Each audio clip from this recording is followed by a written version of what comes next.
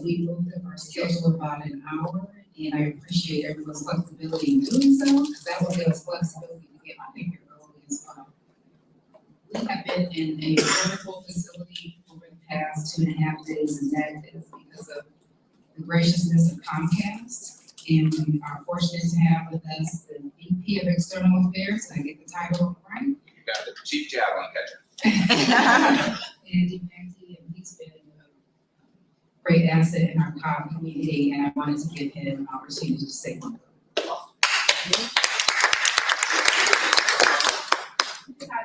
I don't, that's a very gracious way of putting it.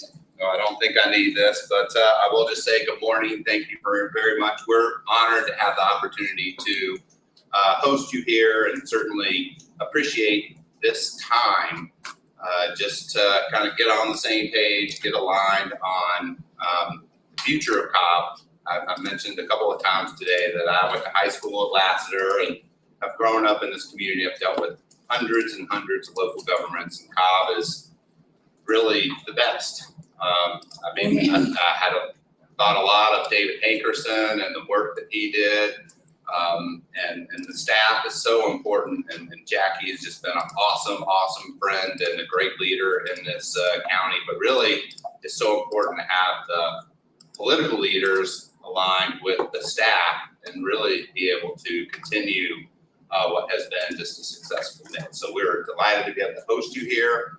Certainly love the partnership with Cobb, and certainly happy to help any way we can.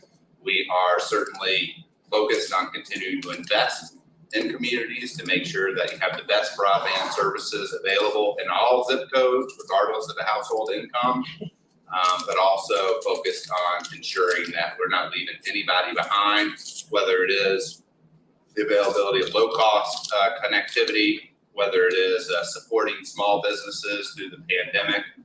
We are really come to this community with a giving heart, and that's why one of the reasons I've been here for 21 years. So again, welcome, thank you, and please let us know if there's anything else we can do to continue this partnership.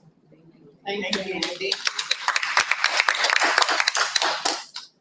We have a full day, but just some recap of what has transpired over the last 24 hours. I think we had an excellent opportunity to speak about communication, which leads to better coordination of matters amongst the board and with the staff and with the public. And I am very hopeful for us having a stronger foundation in how we move forward in addressing issues. We do have issues to address, as was shared yesterday, a lot of issues. And we have staff here today for us to begin to at least address some of the more significant things. And I'm hoping that we all see opportunity after today for us to begin to address other matters more timely with one another, considering the mode of how we communicate, the ways that are effective, not only for us and the public, so that we can strengthen how we coordinate our efforts moving forward. So with that, I'm going to turn things over to you, Dr. McMorris, and you can lead off. I'm good, Chairman. I don't think I need it, but I'll be brief. I just want to say a couple of things, and then we have a lot to talk about today, and we're here to answer as many questions as you have about a lot of things. Your agenda is in the book, and everything that's in the binder is something that we felt like either the chairwoman had asked us to put in there for you to look at a later time. We also want to thank our team, who's also virtual, listening in this morning, and they're available as well to answer any questions that you have. Thank you for the last couple of days, being sensitive to how important staff is in the alignment of our goals, our vision, and how important it is that we work together as a team. So thank you for including us in that. We will get to quite a few things, but we're going to go ahead and get started now, if it's okay with you, and kick it off with budget and finance. And we'll try our best to follow as much as we can and as closely as we can to the agenda. But this is your retreat. So if there's anything that we either don't cover or that you want to spend more time on, we'll stay as long as you like and delve into it as deep as you would like. And what we don't get to today before noon or whatever, we will always be available either one-on-one with you or schedule another time. The chairwoman and I have already talked about maybe adding a couple of work sessions to go a little bit deeper on a few things that you all might want to explore a little bit more. So with that, we will say, Bill, we hope you're having a wonderful time in the Caribbean somewhere. While Buddy is over here working hard as our deputy finance director. So Buddy, I'm going to turn it over to you. Thank you, ma'am. You're welcome. Thank you. Absolutely. I hope you bring something good back. I know, Caribbean right? for us all. It's a good thing. But anyway, thank you guys for allowing me to speak today. It's a pleasure to be here in front of you. Today we're going to be covering 4 items. Specifically, the first will be the 23-24 biennial budget and village calendar. So it's laying the groundwork for the months to come in terms of how we're going to prepare for ultimately approving and adopting the budget and village in July. The next topic will be the fund balance policy. We're going to kind of give a review of that policy and then also a brief overview of what fund balance kind of is. Next, we'll briefly touch on city. When you heard a presentation from all of the agency heads and global 2 weeks ago, we'll touch briefly on that later in the presentation, and then we'll wrap up with some existing capital maintenance replacement requests and something new we're going to do for this fiscal year doing this calendar. So with that, and again, I prepared to be virtual, so a lot of my notes are here, so I'm switching from notes to extemporaneous speaking, so forgive me if I look at the notes to remind me where I'm at. So before we begin, I also want to point out that any emboldened date here is fixed. At this point in time, it's already on the calendars. So anything that's not emboldened is more just objectives to accomplish during the month, which could or could not be pushed to the next, based on how things are moving. But again, the emboldened dates are fixed. So in March 8th, we have a work session 1:30. This is the summary presentation of the departmental requests that you guys have been hearing since October. So Bill Volkman is going to summarize everything that's been presented by every department, whether it's presented in front of the board, or whether they walk the halls on that date. So prior to it, we'll provide each of you with a digital copy of all the presentations. We're also going to be providing you a substantial set of hard copies. That way you'll be able to work through that as we go along in the work session. Also, I'd imagine we'll have some sort of summary of discussion points that we'll be presenting that day. Now, also in March, we're going to discuss the projected revenue compared to the budget request with the chairwoman and county manager. To kind of look at, you've heard the expenses, but we're also looking at projected revenue to kind of understand that imbalance that might exist as we move forward in the budget process. So after receiving direction, at that point in time, we're going to begin walking the halls with each commissioner to share the direction and determine kind of consensus of what will and what the budget will and won't look like as we move forward. So in April, we're going to continue to meet with each of you to develop that balanced budget. This is a process. This is not something that we're going to accomplish in March. It's not going to be accomplished in one meeting. That would be great if we could accomplish it in one meeting, but I've been around long enough to know this is a process that takes time. We hope to have some indication of the class and case study implications. But there'll be a presentation of that later today. Whether or not we know the direction, magnitude of what that looks like at that time is unknown. We hope to have some direction because again, those two things are moving in parallel. You have your budget, but you also have the class and pay study. They will ultimately dovetail into a decision that has to be made with funding. Okay, so that's why they're kind of tied together. I want to make sure that you know that when you see the ultimate expenditure number on that March 8th presentation, there will not be a class and pay study added to that personnel side. In April, we're going to also finalize our roster. So everything you've seen today from a personnel side has been based on the new requests moving forward. Each year, finance takes a new snapshot at a point in time that we build our 23 budget. It's the most recent roster. It counts for anyone who's been hired, who has retired, who's been promoted, and it's basically our snapshot to build our baseline 23 personnel budget. At that point in time, if we have consensus, we'll start to build the budget message, and we'll also schedule public outreach. Again, we'll start conducting public outreach if possible. One thing we learned is that to engage the public, it's best to do it earlier. And with that, we want to make sure that we have those decisions made. And again, this is all flexible. So if we're not ready at this point in time we can certainly move it, but that is just tentative. Let's aim for these dates as we move forward. May, not many bullet points here, but a major one. May 24th, we have the election to vote on the city bills for the 3 cities: the city of East Cobb, City of Boston, and City of Whiting. The city of Mableton is later on. I do want to emphasize, though, for this slide, that it's best to move forward with the 23 budget process without getting too sidetracked by the ultimate city that votes. There's a lot in terms of timing and impact and uncertainty that we will not know at this point in time. What we do know is, what you've heard, is that we'll be providing these services for the foreseeable future until the ultimate decisions are made when certain services are picked up, and ultimately, if any of these pass. We still have to wait and see if 1 gets approved, 2 gets approved, 3 or none get approved. So we have to move forward with the 23 budget at this point in time, as if it's just a 23 budget. And obviously, if major developments occur that will impact that budget, we'll keep you all apprised of the situation, and we can make decisions. But again, this is when the city that votes will take place. So in June, again, the emboldened dates are fixed. Our advertising for the millage and the budget is due June 27th. So we need to have a pretty good idea of where we're going to be, obviously, at that point, with the budget and the millage rate.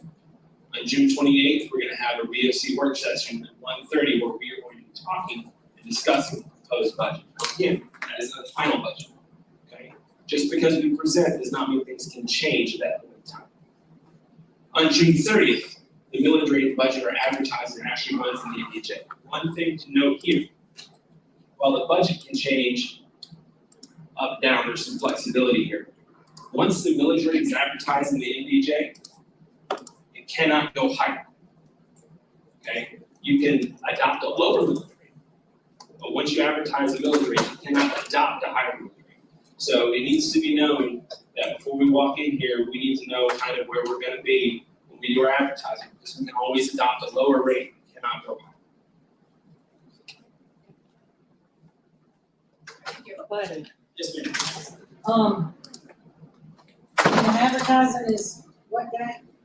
27th? We have to have it due a few days in advance of publication, so we will be submitting it on the 27th, but it will run on the 30th, Okay, which is a Thursday. and we're not getting the digest till the 30th?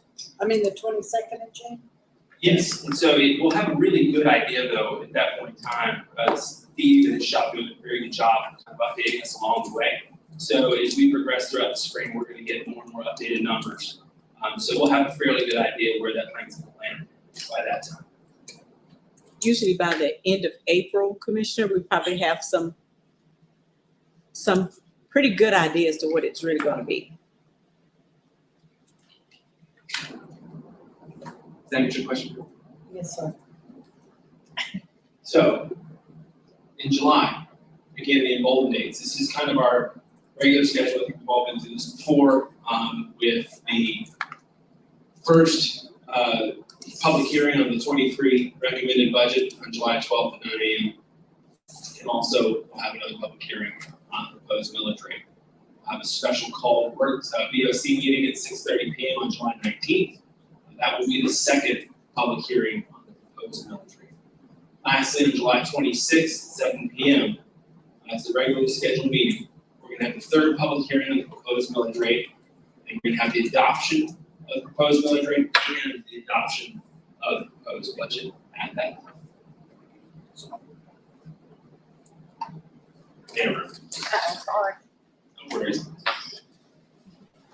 In the meantime, see, any questions about that schedule? We can work on technical. While we're waiting on that, there's also a full calendar of Yes. key dates behind your agenda in the book too that has a lot of dates by department and also a full schedule of everything that's going on in elections. I mean, really detailed dates in elections. So Thank you, guys. So again, immediate next step. So I know it seems like we have a few months, but like anything in life, it seems like you have 4 months, but we're gonna be at July before we know it. It's gonna move. It's gonna move fast, it's gonna move quick, we have a lot of decisions to make. So March 8th, we're gonna get an idea of the scope of the ask in terms of what everyone has presented thus far. I encourage you at that point in time to go through the presentations that you've received thus far. I also encourage you to review and support OpenGov for some more detailed information. And again, I think I've got with most of you, Commissioner Richardson and Sheffield, I don't think we've met together on OpenGov yet, so if you'd like a tutorial, it takes about 10-15 minutes, I'd be more than happy to walk you through it. This just provides the support that goes along with the PowerPoint, but this is the software that everyone's entering their data into. So again, this just serves as additional support that goes behind the PowerPoint. Sometimes it has some more justification as to certain items that are in there. But again, we ask that the opening up and the presentations reflect one another. So again, it's just another resource for you to look at. But the big takeaway from the budget counter, the millage rate, is that you have to start to consider your priorities. I know that it seems like forever ago that we started this in October. But again, from what you've heard, from what you discussed, from what your personal priorities are, where you want to see top line go, it's an important time to take all those things into consideration as we begin to build the budget. Because again, it takes a consensus, it takes us all working together and negotiating. And so we want to make sure each of your priorities is heard as we walk through this process. So again, at this point in time, it's best that you start really focusing on those things. Any questions about the budget or village rate count? Seeing none. Okay. So real quick, we're going to move on to the next topic. It's fund balance. As an overview, fund balance serves as a metric of financial health of an individual fund. It's basically a measure of resources that are available at any given time. We tend to take that snapshot at the end of this fiscal year. In its most basic sense, fund balance serves as a savings account, if you will, for the county. So GFOA, who's the Government Finance Officers Association, is saying that it's essential that governments maintain adequate levels of fund balance to mitigate both current and future risks, like your personal savings account, right? You have your checking where it's money in, money out. You don't necessarily want to live paycheck to paycheck. You want to have that savings account to deal with unexpected things as they arise. And that is, for lack of a better word, what the fund balance is there to do. Compare it to anything else.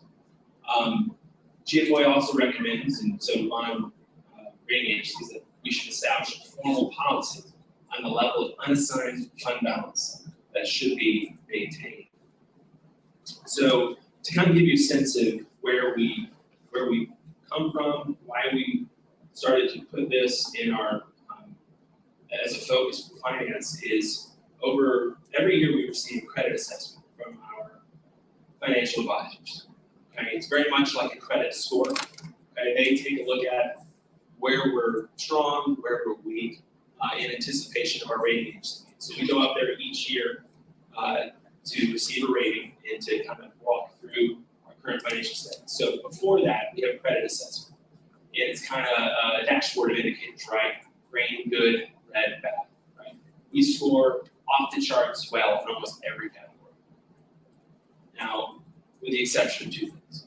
5 years ago, it was fund balance and cash on hand at the end of the year. Those two things are tied together. So we made a concerted effort to improve those metrics. And another thing was they wanted us to have a formal fund balance policy. Again, that is what drove this push towards looking at improving our fund balance and also having a policy.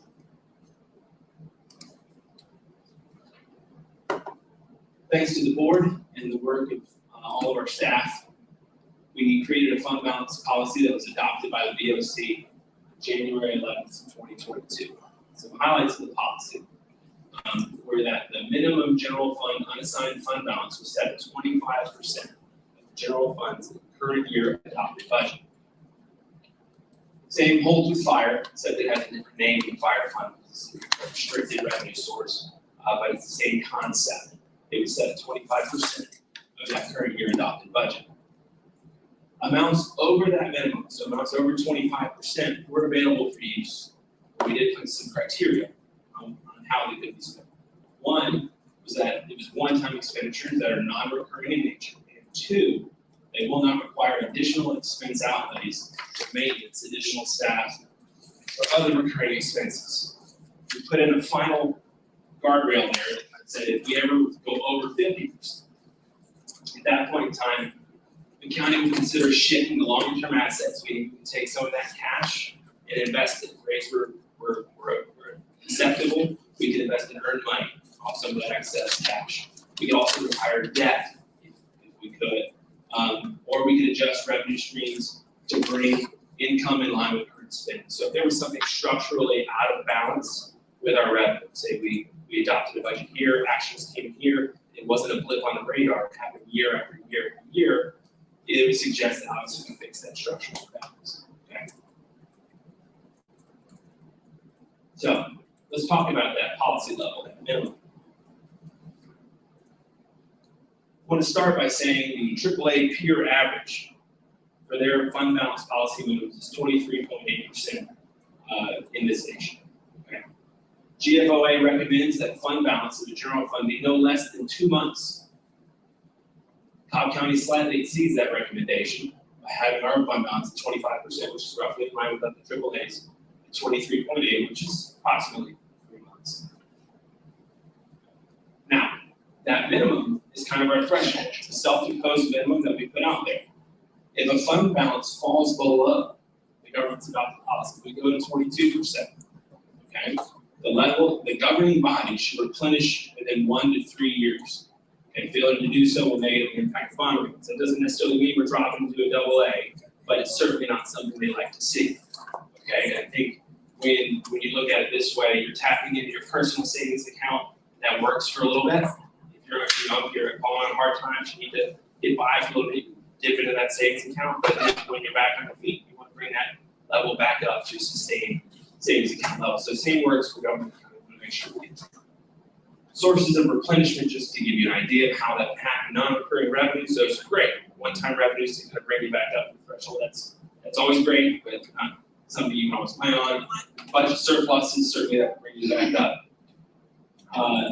It could be a planned budget surplus too. You can know that, okay, we need to get back up to 3 or 4 million. We need to plan to restore our savings account and drive a budget surplus that year. And then also excess resources from other funds, legal and municipal, doesn't really apply in our case, and it's very rare. So here's the history. Do we want to pause for anytime y'all have a question? Yeah, please. We can stop us and we'll. If I'm hitting rapid fire, please let me know, I'll slow down. Ask any questions at any time. So I want you to keep in mind that 2021 at this point is sliding on the screen, but it's unaudited at this point, okay? At the end of March, we'll have our audited numbers, so that's subject to change. I want you to all notice that we've been well under 25% since the Great Recession was over. Okay, we finally kind of got back up to that level back in 2019. You'll also see that we've had dramatic improvement over the last 2 years. Okay, we've gone from 27% to an audited 34.8%. Okay, to 44 unaudited 44% at the end of 2021. So if you take into account our formal fund balance policy, 25% of adopted budget, okay, about 124 million, that leaves an unassigned fund balance above the formal policy of $97 million. Now again, that's there as a savings account to address current and future risks. You might be asking, how did we get there so quickly? And it's a good question. I think we need to explain how that happened. There are 3 main factors, and most of them pandemic related, actually. TABT for one.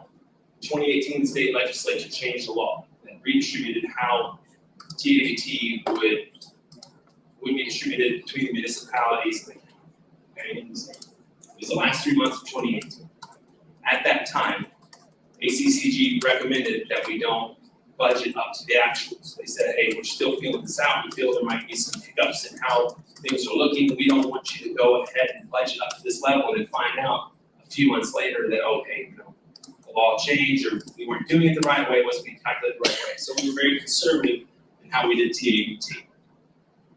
Well, with that said, let's see here, that led to 10.8 million in the last 3 months of 2019. And in 2020, get my notes here. We kept the budget at 21.8 million, but we collected nearly $38 million in 2020. In 2021, again, because of the pandemic, we went up in the budget, but again, used car sales in general, have been on fire. We've had a record year. And so we budgeted again, it was 46 million of what we actually collected, and again, we were somewhere around 30. So in those 2 years, TABT alone added $46 million, okay, to where we were going. Okay. Now again, that's one of those structural things, okay, which we're going to address with the 23 budget. We've now had a pandemic. Okay, we've now seen that the law and the distribution cycle has kind of worked itself out. So we will be addressing that structural imbalance as we move forward in the 23 budget. And that will help to offset some of the expenses that are been caused by departments. Another factor that drove this dramatic increase was property taxes, specifically in 2021. Once you recall, in the spring of 2020, okay, the pandemic was just arriving at our doorstep. We kind of went into a conservative approach. For the first time since the Great Recession, we budgeted at 0% digest. We didn't know where we were going. And all we knew is that a pandemic was at our doorstep. Okay, we didn't know about rental assistance. We didn't know that the housing market was actually going to catch fire. At that point in time, we were being conservative.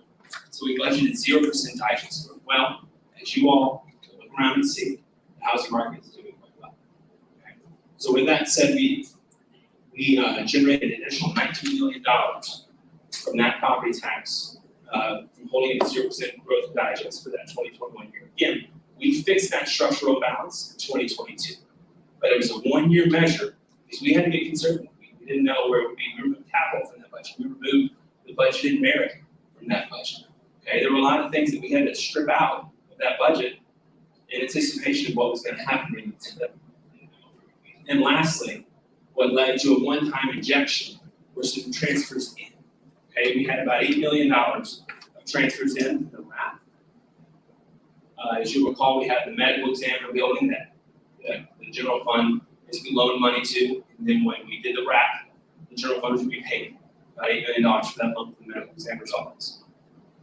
We also had public safety reimbursement that spread over 2 years with the CARES grant, it's roughly $19 million. Okay, so those three factors alone, TABT, again, structural, the property taxes, structural has already been addressed. Okay, and then the third was the one-time budgeted transfers. So again, I just wanted to give you all a feel of how we got to this point. I don't anticipate that this period of rapid growth is going to continue into the future, but it certainly set us up right now to have some conversations on where we go from here. You also might be asking yourself, is this unusual? Okay, is this really unusual for governments to carry something like 44% of an unassigned fund balance? And I want to assure you that it's not unusual. Okay? This is unassigned general fund balance assessment of our peers. And again, this is FY20. If they're anything like us, like local governments, like state governments, they had pretty decent years, okay, from 20 to 21. Okay? I wanted to show you here that each one of these blue bars represents their actual audited levels of unassigned fund balance with these AAA peer counts.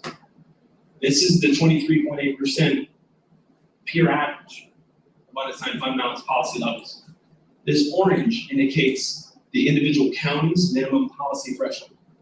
So as you can see here, there are several counties that keep and have unassigned fund balance well above their fund balance policy minimums.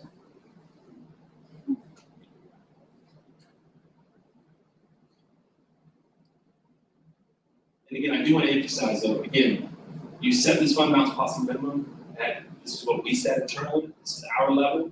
Again, dropping below it requires you to replenish it. So I just want to, again, keep that in mind. So raising it potentially removes some flexibility from what you would have otherwise. So now that we have an understanding where we sit today, again with unaudited numbers,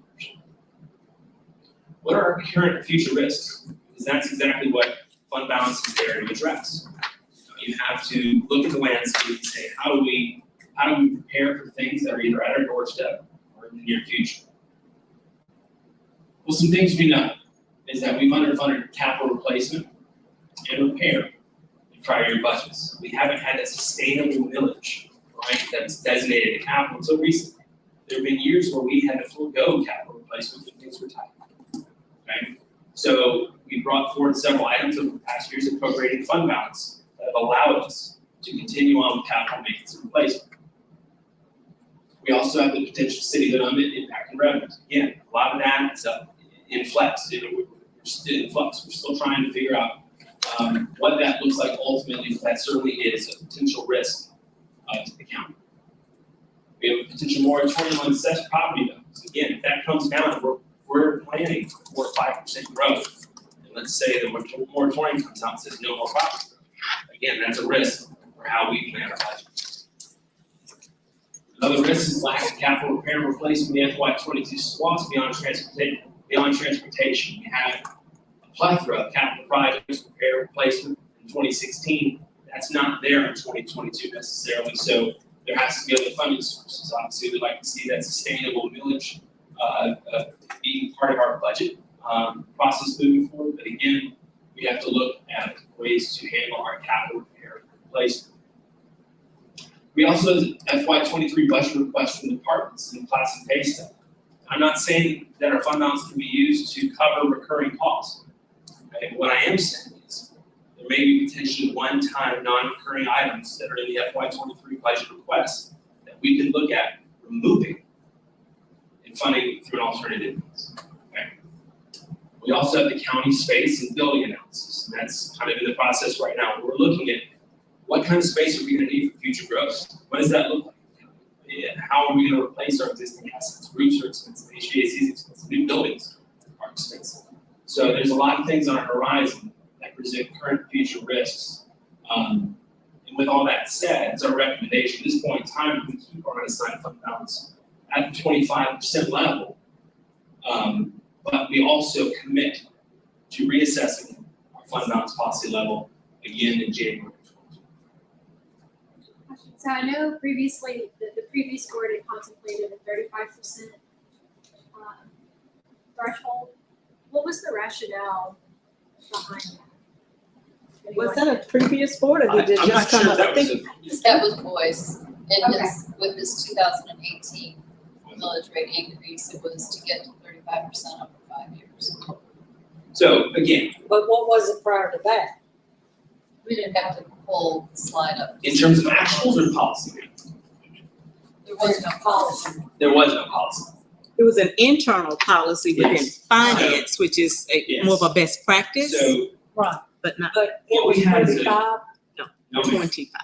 it was, then it went well, to informally it was 15. 15. It was 15. So we had Well, yeah, 9% during the session. required on unassigned fund balance, we have, right? Then we had a pot of 6 that changed multiple times. We had 222, when it was like TDP, when it was personnel, when it was, I don't even know, disaster recovery. They didn't want the 3% disaster recovery, 3% TDP. And then it changed to all 6% disaster recovery. So we've still been in that 15, but that level between 9 and 15, that 6% has switched kind of how it's been viewed, but there's been no formal concrete, this is what it is. Okay, until this board passed our policy. Again, setting a minimum is well and good. Our AAA average is 25% nationwide. Financial advisors recommended 25%. We can always explore higher options in the future, so that's up to discretion. Yeah, I was just curious about the Yeah. rationale. Sure, I mean, If there have been some interesting point brought up. to me, I can't, I'm not sure of that, but what I can tell you is the facts that we have today, 25% is the level that we would recommend, it's the national average. And if we want to explore moving higher, we just know that's something this board has complete discretion to do so, and we're happy to advise it. But again, I think we should reassess that as we move forward, and we'll commit to that. Because for the last 3 years, 19, 20, and 21 has been over Right? 25, but before that, it was below.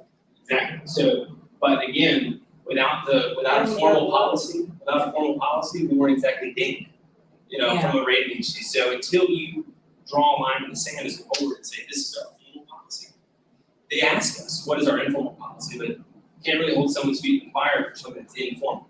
Now, once it's approved and adopted by this board, we have basically put in a self-imposed restriction, which is a good thing, right? We want to be able to have those controls from a financial perspective in your personal life and as it pertains to a government. We want to have certain thresholds that you respect. This is one this board has adopted, and now we have to respect that policy threshold. So again, we had been below for a while, but we had no formal policy that we were actually in violation of. And again, our other metrics from a financial standpoint are really, really good. So we're able to maintain our AAA. But again, where we always showed weak was that lack of fund balance policy, and also weaker than national average for AAA fund balance. So they would always look at us and say, okay, national average is about 25%. You guys are normally, 10, 15, be about around there. How are things going? So we'd have those conversations. So we're just happy that now we have a formal fund balance policy, which we can rest on. It gives us all some clarity on how to move forward in some direction. Any questions? Is that the will of the board? So finance, and Yeah. we know that you are comfortable with the recommendation? At least to look at it in January 23 again, or? I think 2025 is achievable, so, and considering, I like 25, it was achievable, and considering the nature of how we got to the 25 and how we've been over the 25, I think it's wise to sit at 25 for now. And that's the national, 23.8 is the national average, and obviously the ebbs and flows, but 23.8, and GFOA recommends 2 months, or 3 months, so 25 is about a pretty good level. And again, a lot of these risks, I'm not to say that new risks won't emerge in the future, but a lot of these risks, class to pay FY23 accountability, billing analysis, these things are all underway. Currently, city goods, they're all underway. So there's always going to be a future risk, but again, a lot of the risks that are at now will gain more clarity on. I did have one question though. Approximately 3 months versus 3 months, what is the difference in percentage there for us right now? Do we know? Oh, well, 3 my months approximately 3 months was taking 12 months and putting 25% in 3 months. So, I mean, that's kind of where that number came from in terms of where No, I it's- know how you got to it. I'm saying, in Well, order for it to be 3 months, what would the percentage need to be? Well, that's where this 25%, it's 124 million. So that's our 3 months. Is basically what it boils down to. So if we weren't, another way to think about this is if we did not pull in the dime of income and then kept operating, we could expect to spend about 125 million. Correct. I understand that part. I'm asking, what is the 3 month dollar total? Because if 25% is approximately 3 months, Oh, then 3 months would be 26%. Like what would be 3 months? So, I would have to get behind the numbers. They're going to be close. Close to what? Yeah, close enough. I mean, close enough to where it's not gonna make a difference in terms of magnitude of a decision making. Yeah, and then also remember things that variables over time. Oh, yeah, no, I Sure. got, that's why I said I Yeah. did the approximate, I didn't know if the delta was a variation or if it was just like, No, well, I we mean- were past 2 months, like. Right, no, I mean, the delta is gonna be very small. The biggest blip that we have on our radars comes semi-annually with our debt service payments. Obviously, the months in January and July can have larger than normal expenditures because we're sending $20 million out the door. And then we also have 2 months out of the year where we have 3 payroll period. Obviously, those months are gonna have a higher expense than others. But again, it kind of averages out the year. That's kind of what, just at 25%, if we were to go, well, I know if we went below that, we would have the 3 months to recover? Or 3 years? or They what is- recommend 1 to 3 years based on how you got there, right? So let's say that a pandemic happened and we were actually ravaged by that pandemic rather than having property values, right? They might take a look and say it might take a little longer than a year to come back to that. Okay, but if it was a bridge collapse, and we were waiting for, it was an immediate emergency or something along those lines, they might expect that recovery period to be a little bit longer, shorter, if you weren't fundamentally deterred by something structural that happened in Asia. So if it's a one-time emergency, they would probably, and again, I can't speak for any agency, but I would only suppose that if it wasn't something that had a long-term impact, that window would be shorter. But again, we have really good rapport with the rating agencies, and when we have good open communication lines, so if we ever got in a situation where we were like that, seeing where we've been in the past and having that communication, as long as we had a plan that we all were behind and followed, that would be perfectly acceptable. Whether it be 1 to 3 years, as long as we had that plan to get there, I think it would be acceptable for us and for rating agencies. And thank you for talking through the risk associated Sure. with the one account. It's something to be mindful of. And also, again, getting back to the points made, we look at that time chart. The history, Yes, history. We have only been above 25% in the past 10 years, in the last 2 years.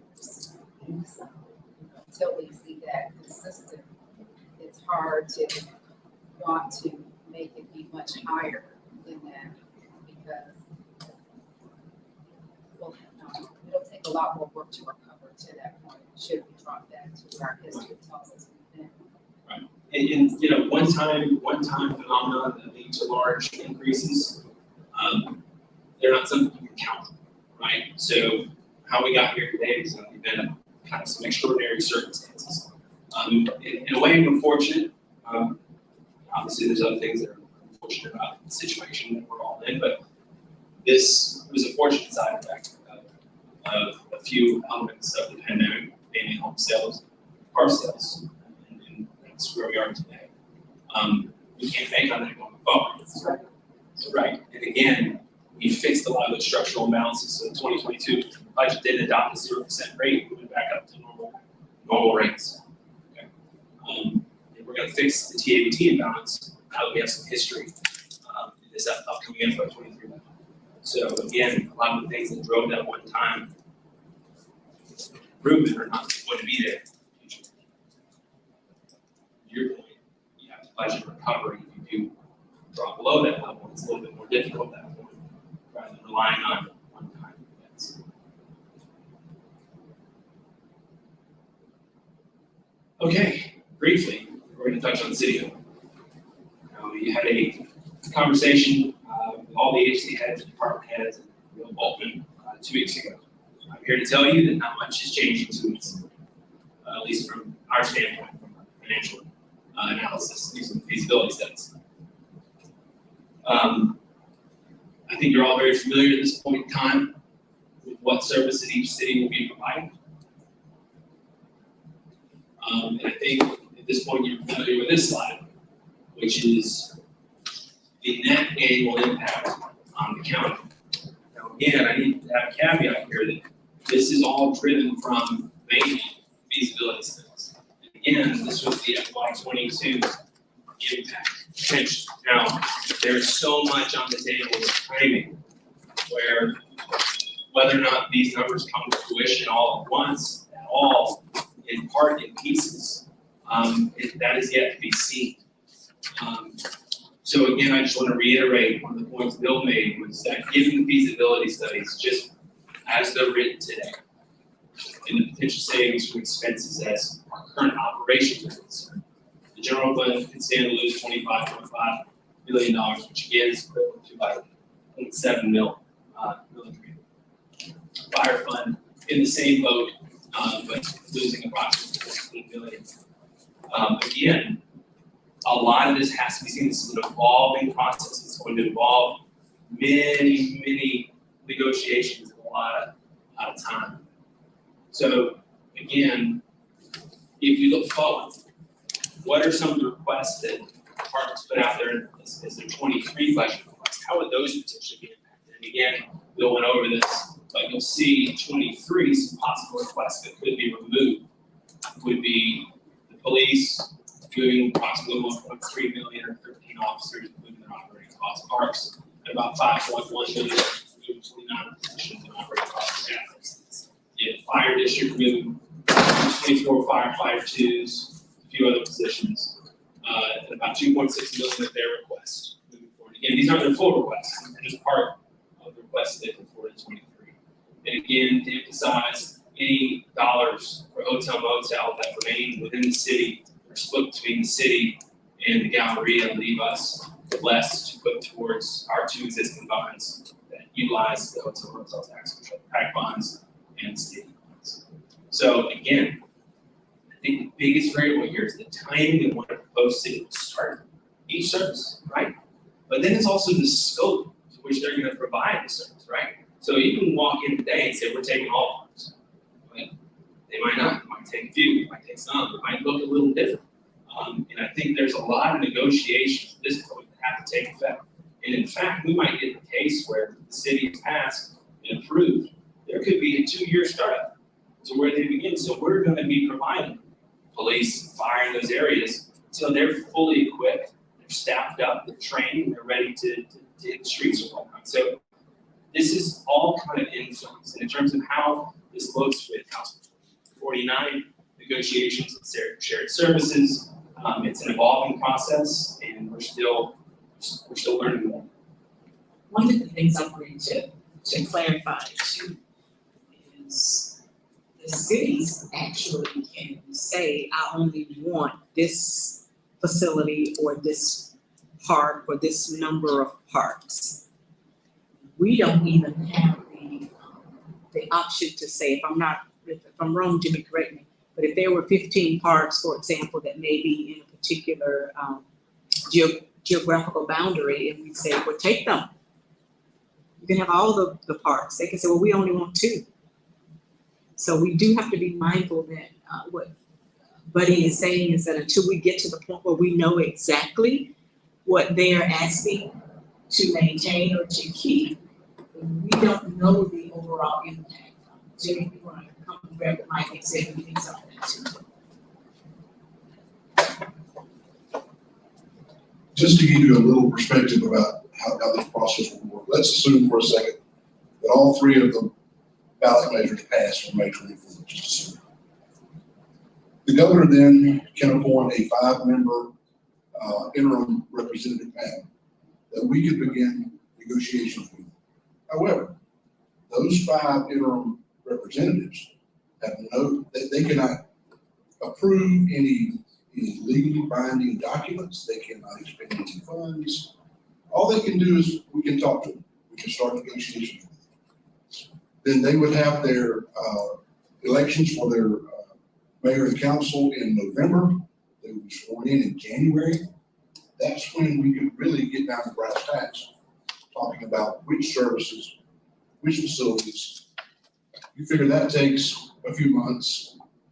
The FY23 budget, there's a very good chance it would not even be impacted, period, by any of them by the time everything is laid out. So while state law allows those 5 interim representatives to be appointed, I'm really not sure what we can accomplish with them since they can't make decisions. They cannot run for those offices. And they cannot run for those offices, that's true. So one would assume that he would probably appoint some of the leaders that are currently spearheading the efforts, which would be a joy.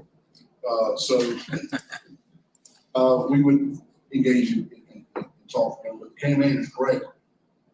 Lost Mountain could come in and say, we only want Lost Mountain Park and Porter Park. Rest of them keep. East Cobb, on the other hand, they could say, we just want Trip. And East Cobb Park, that's all we want. So those are all negotiations that will have to take place. Jackie, that's not atypical because we do have stuff. Pass her the mic, Jimmy, pass her the chair. That's not particularly atypical because the county does have some parks and public services buildings in the cities today. Mhm. And we just operate that with our budget. Like Vinings, library, yeah, a couple of other. Marietta. Yep. Waterloo Creek Park, we've got the Civic Center Complex, Larryville, there's Marietta, Okay. we've got McDonald, Kennesaw. Yeah, we have several. Okay. And it's been a seamless Right. cooperation with the cities as far as the county operating. Like Powder Springs Library, they actually own the facility, but Helen provides a couple of staff members down there, or a few staff members to run Powder Springs Library.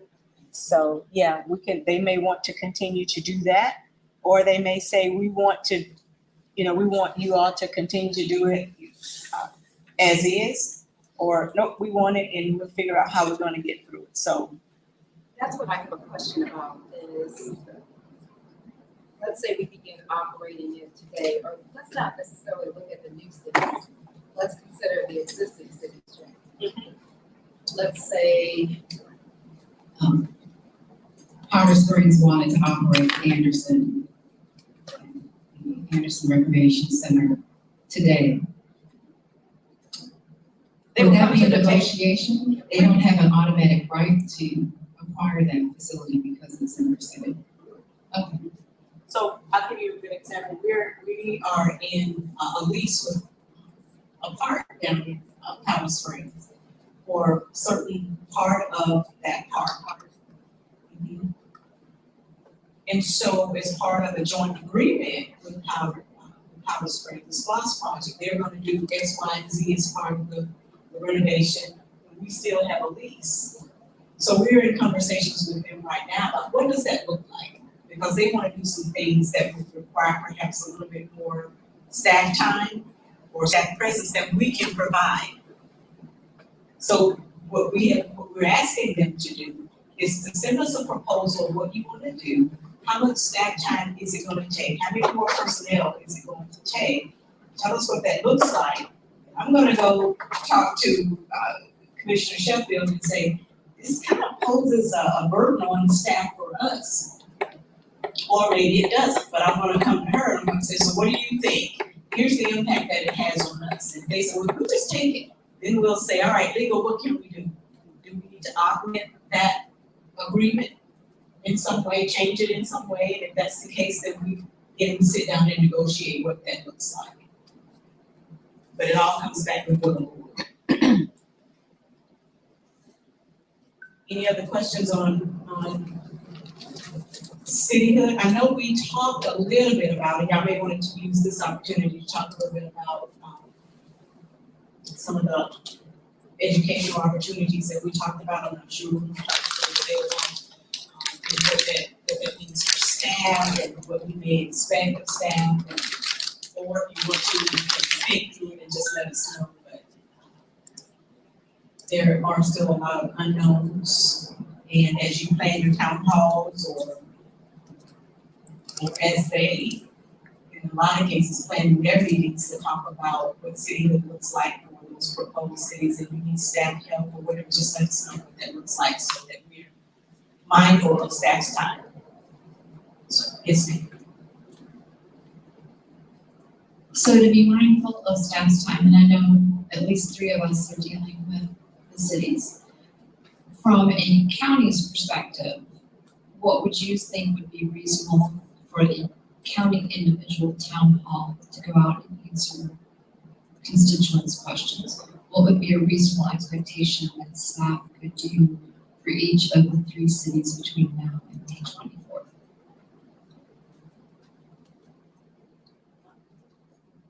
What we've done in the past is we would have no more than 2 dedicated commissioner town halls where staff would have to be out. And then usually, and this is up to the chairman, in the past, the chair has had 1 big county-wide one, and then augmented what you all may want to do. If we want to do something different, we can, but I would just say be mindful of how many nights out that will be for them, because it would be my hope if it's 3 of the cities are proposing parks. These are department level department or agency head level discussions. These are not supervisors or main frontline folks. So it would be my hope for branding. It would be, you know, our police chief or our fire chief at each cop, right?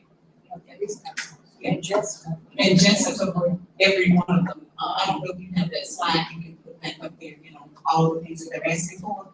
So be mindful that they have young children, they have little league and baseball practice, and Jenny and I we can be there as much as we possibly can, but as far as, you know, the actual out, how many nights they need to be out, I won't put a quantity. But I would say work together as a board and say, hey, my meeting is gonna be, I think you mentioned you have one in March. Like, I haven't come to determinations, but yeah, just kind of interested in one around the end of March.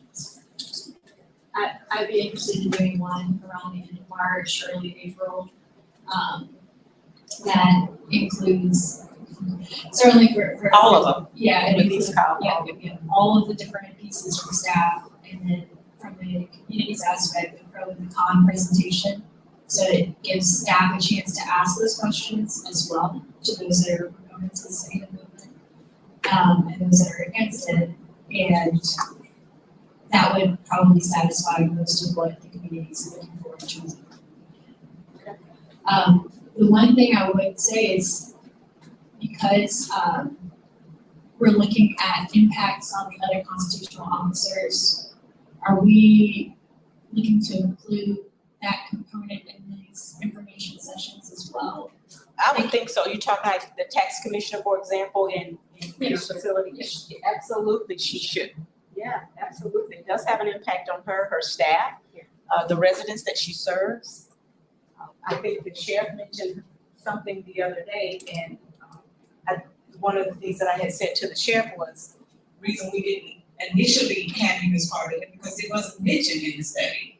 But now you're getting phone calls about, are you gonna constitutionally provide that level of service because that's what you're required to do? We need to have a seat at the table because we need to understand if you're going to be able to do that, or you're gonna be asking for additional resources that this board now has to figure out how to provide, if at all. No, I was giving you the mic. I shared yesterday that I plan to be out multiple times in the community, and I do like having one very large one with all staff. It may be helpful to have some kind of presentation in a box, so to speak, to share with the public. I think that 90-minute meeting we had is a good foundation for that. Even distilling it more may be helpful so that there's time for Q&A. Because I don't want to burden staff, but I do personally believe I need to be actively responding to the questions and invitations I receive to go and answer questions. I do want to coordinate that with commissioners. So I was going to talk to you today, we're talking right now, Right. but I certainly want to make sure that at least facilities could be available. But again, not all of them may be at a county facility because there may be some groups that just want to meet. But I did want to put out there for commissioners that my plan is to be going out to the areas, probably a little less than South Cobb, since that's not going to be until the end of fall. But certainly the other areas, that's my plan. Absolutely, and I also think too, having the PowerPoint that we provided you all, which was part of the 90-minute discussion, be very comfortable and familiar with that, and staff can sit down with each of you at any time and go over that. We also put it in your binder, just as you get emails and calls and you want to respond to something that's real quick, that printed PowerPoint will be there to help you, or you can email it to anyone as well. But I really do think the idea that Commissioner Richardson shared about having proponents there who either are authors of the bill or who were really supporting it, and then have folk who are willing to serve on your panel as folk who are concerned or oppose it.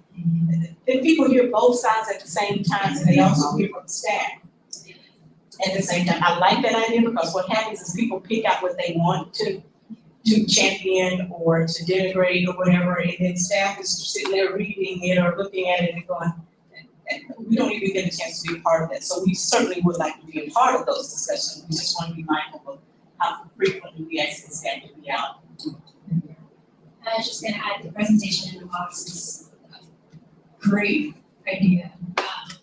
I know I would like to empower my residents to be able to have that and actually take that to their respective communities. Because they're HOA or what have you, because that's really where a lot of the conversation is taking place.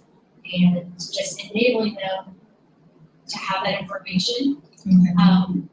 Still trying to think through, like I said, I'm still in the thoughts right now, but think through what that could look like, what the permissibility is, and how distilled that information needs to be. We're not trying to persuade or anything, it's just letting people know, hey, this is a vote that's coming, and here are some, if you wanna, like, whatever, it's just to know information is out there and we're finding it. But like I said, just to empower people to be able to take that back to their respective neighborhoods. Great. Well, why don't we sit down together with Ross, you, Jackie, and the key staff members that have been involved in it, see what we can come up with. And I don't know if your availability on Monday, I know that's when we do meet, but sometime next week, because I know my plan is to start putting out to the public at times I'm available, letting them just populate when they're free. And then I also just piggyback, I was looking at our work yesterday on us communicating things, and it's very important for us to let each other know the days and times we're meeting. As Commissioner Sheffield shared, even though it may not be in her district, it would be informative for her to know what's going on. So as we come up with these meetings or hear about meetings, let's just make sure we do what Commissioner Guillermo did last night and just share it with everyone. Dr. Morris? Yes.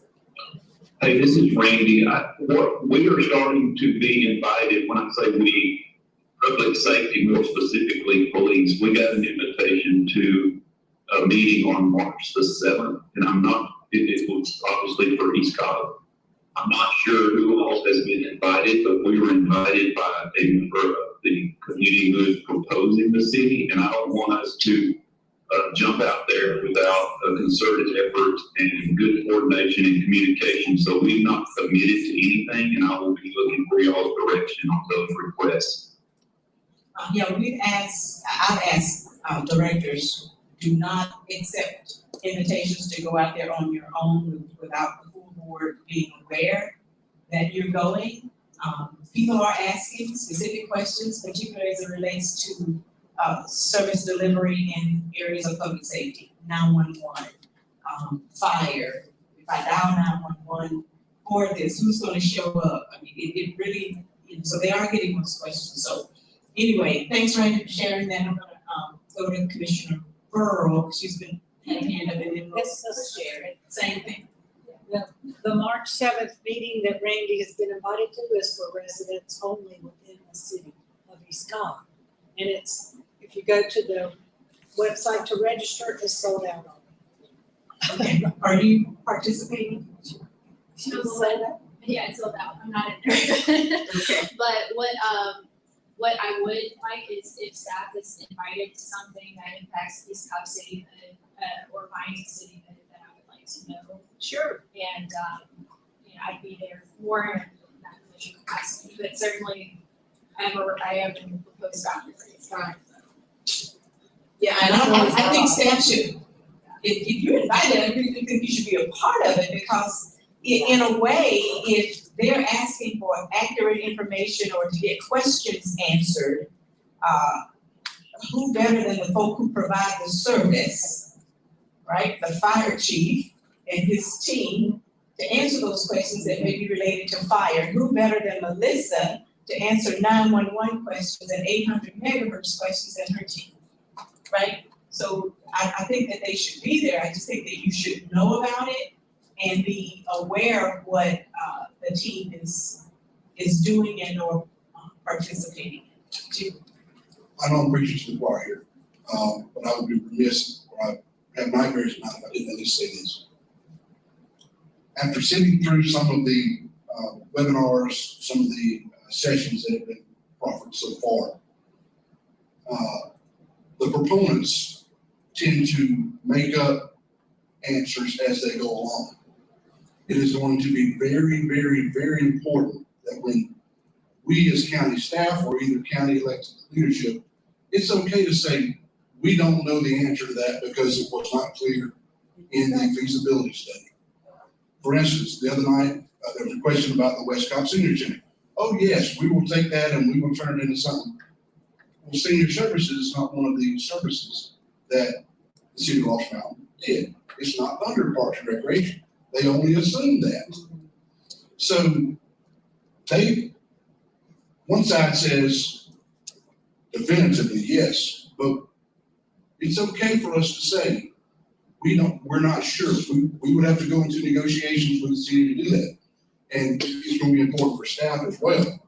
If somebody asks a question of Melissa or Randy or Stu or any of the folks, we can't answer that because we've not gone into negotiations with the city leadership. Ross? And just to piggyback off that, we have the website up, the cityhood website, which is getting a lot of views.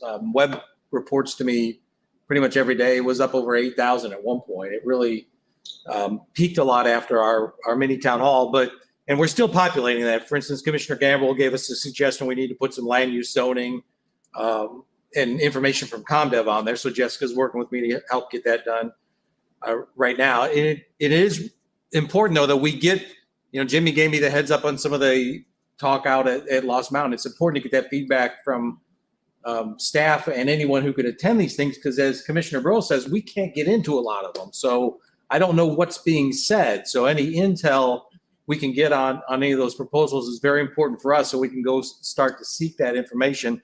It's difficult for us because we're stuck in this educational box and there's nobody else out there. It's been a one-sided conversation. The media doesn't seem to be interested at this point in vetting anything that any of these cityhood proponents are saying at this point. So it's frustrating for us that we have a limited venue to respond. So any information that we can get from anybody about what's being said and how to respond to it, I think is very important. And we have that thin line of, again, educating, and as I've shared with my team, keep your emotions out of it, even though you are emotionally invested in it. We have to, we tell the truth as we know it. We're as accurate as we possibly can be, and you can share your passion, but we have to be very careful as legal constantly reminds us that we cannot treat it any differently than we would any other SPLOST on a referendum. So we just have to be very careful with that. So to wrap this up, Chairwoman, what I heard you say is we wanted to get. She's got a mic. Okay. We wanted to at least circle up early next week to try to get a calendar together, right? So that we're not stepping on each other. And I didn't know that you had one coming up and somebody else had.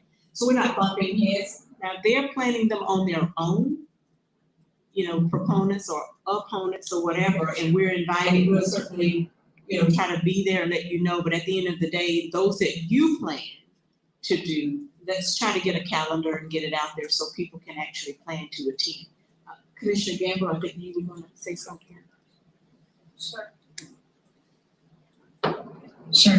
So Ross, as far as information, because I listened to the whole webinar a week ago on the city of Lost Mountain, and I know things that weren't 100% factual. I was texting responses back to the sponsors of that saying, this isn't right. This is, and making corrections.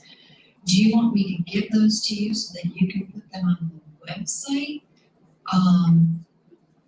Because a lot of my constituents are very educated out there when it comes to zoning and land use. So a lot of them have already caught on to some of this. But do you want me to give you kind of the things that I found that were factual to then put on the website, or? Yeah, that would work. For instance, Jimmy gave me the heads up on the West Cobb Senior Center. So then I got with Michael, formulated an answer and popped it on the website. Well, and just to kind of tag off on that one, many on this board knows what happens when they started the senior fees for seniors to go use the senior centers, and then the board had to take that back. that was one thing that was lightly touched on in the meeting where, charging fees to use the centers again. So I don't know if you want to bring up the history of that on our website. No. No. Well, but I know you're saying no, but again, these are some of these unintended consequences that are potentially going to be coming forward. But if that's in the city and it's becomes their property, they can charge whatever they want. I think that's. Are they saying that we're charging? No, so example, the senior center, because, again, in the charter, it's not part of it, but they were kind of looking as it was. And so they were gonna potentially be charging people that weren't within the city boundaries a user fee to come into the senior center. We already know how that happened several years ago. And that's illegal. In the legislation, state law dictates that any property or any facility they get from a county, they cannot charge. They have to charge county residents the same thing that city residents. Yes. See, that should be on it. So that's illegal. That part we can put. Yes. That's very. Well, the senior centers aren't on their list anyway. Exactly. But just in case it might, But even, because it still needs to be. let's say it's Little League Baseball. They couldn't charge a parent that lives inside the city of Lost Mountain $100 and somebody who lives outside $150.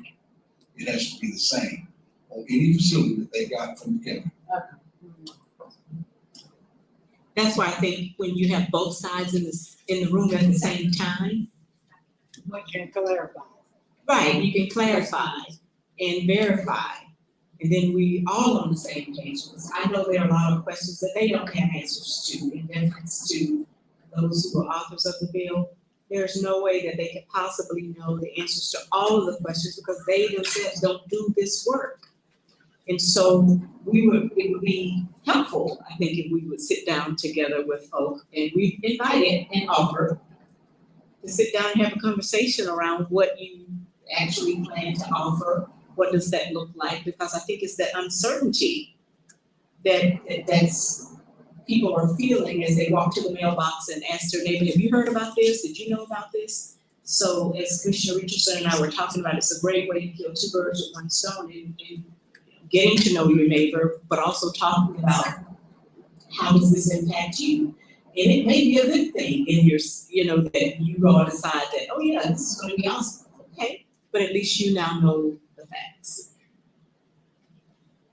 Any I other? wanted to underscore that we cannot be too generous in feeding our emails and questions about cityhood to Ross. And I know some of us have already started doing that, but today's the first day I heard the tax commissioner also weighing in. So it may be worthwhile to share this with all of the constitutional officers who may be getting questions to please feed it to Ross. Because if one commissioner is getting the question, others may get it, and we can get that answer up on the website and put that in that presentation in a box, then everybody's in problem. And I'm horrible about going out there and looking at, the questions or whatever. So if there are other questions, Ross, that pop up that you and or your team come up that are unusual or that we haven't answered before, share that with the full board and team as well, because I didn't know that the tax commissioner had weighed in. That's okay. I don't have to know it, but it may be helpful to know that so that no one on the county's side of it feels as if we have left them out of the conversation. Because again, there are conversations going on that we're not aware of, that they're talking about things. And so if they bring that up and we're not invited to the meeting, but our tax commissioner hears about it, she should and have every right to respond. But we wouldn't know that if it's just posted somewhere.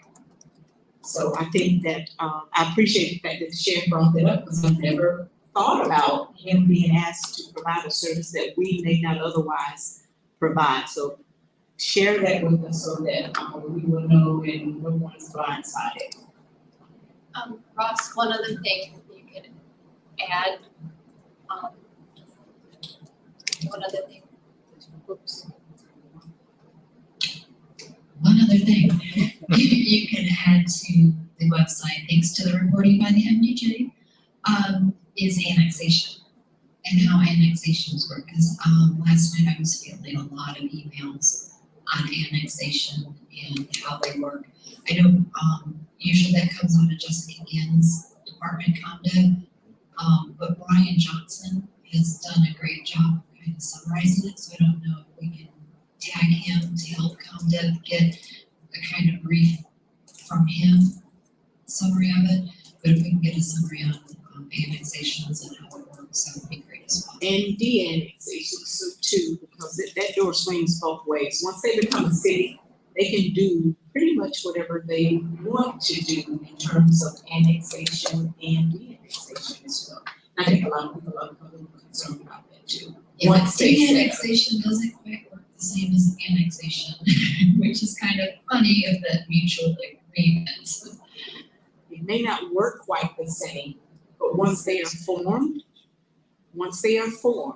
they can also say, we no longer want this part in our city as well. So, all right, so that being said and answered, we will circle early next week to see when we can.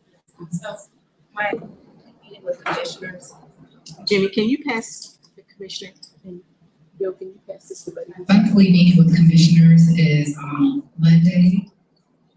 I really would like to circle around even as early as Tuesday to talk about that presentation in a box. And well, on Monday, if commissioners can provide the dates of their planned meetings for the public, we can share that on Tuesday, because these are gonna start rolling very early in March. And if anybody has any thoughts on what they wanna see in that presentation in a box, we can talk about that Monday. I know how things are, we can only meet 2 at a time, so that's why I suggested Commissioner Richardson. She has 2 potential cities in her district.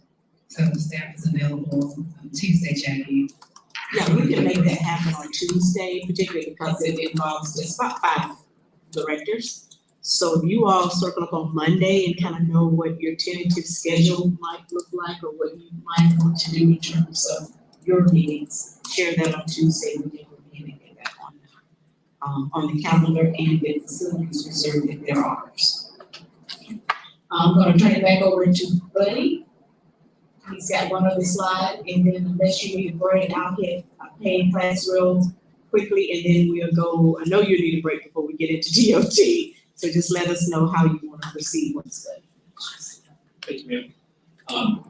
Before I get started, I just quickly want to go back to Commissioner Richardson. You asked how our 3 months, actual 3 months lined up against where we're at. Our 3 months, December 22, October to December was 124,234,000, and so that's pretty close. Very close. So, not to say we're great. That's amazing. Yeah, you can pat yourself on the back. Did I give you enough time? Yes, yeah, thank you, perfect. So anyway, wanted to jump into this real quick, so, just want to keep you all up to date. On February 1st, 2022, Finance sent out a request to all agencies and departments to submit requests for capital maintenance or replacement. No rolling stock, which as I learned, vehicles. Oh. Yeah, I was like, fun word, new word. Leave it to Jimmy to figure out a way to fight. Yeah, More words yeah. than fewer, right? But all requests are limited to maintenance or replacement of existing capital that has failed or outlived its useful life, period. Okay? We're gonna be sharing that list of the requests with the board in March. Right now, it's around, is it 14, 15 million range, that we'll be entertaining. And again, please let any of us know, Jimmy, myself, and the finance, if you have any items that meet this existing criteria that you'd like us to consider. Again, we'll be bringing that to you all in March. It's a hopes of bringing the agenda item forward in March as well. But that's what's currently on our radar with existing capital and maintenance. So that was a very brief slide. That concludes my presentation. If you have any questions, more than happy to entertain. Thank you guys very much. I appreciate it. Thank you, buddy. Awesome. Tell Bill he can just stay in the Caribbean, right? Awesome job. Thank Chairwoman, would you like to take a quick break before we do pay in class? All righty, we'll take about however long you need. 10 minutes? Cool.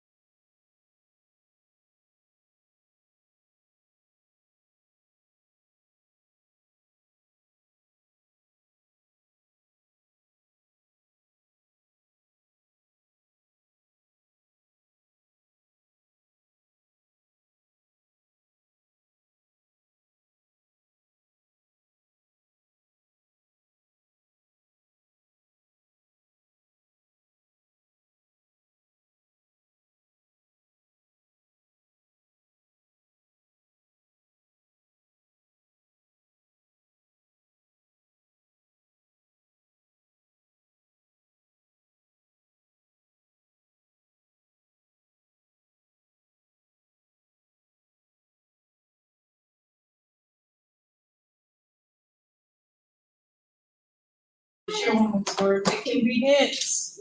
So I'm gonna be quick with pay and class update. We put the handouts in your binder, so I'm not gonna read through it, but first of all, I wanna thank you for approving the merit for our employees, which will take effect second pay period of March.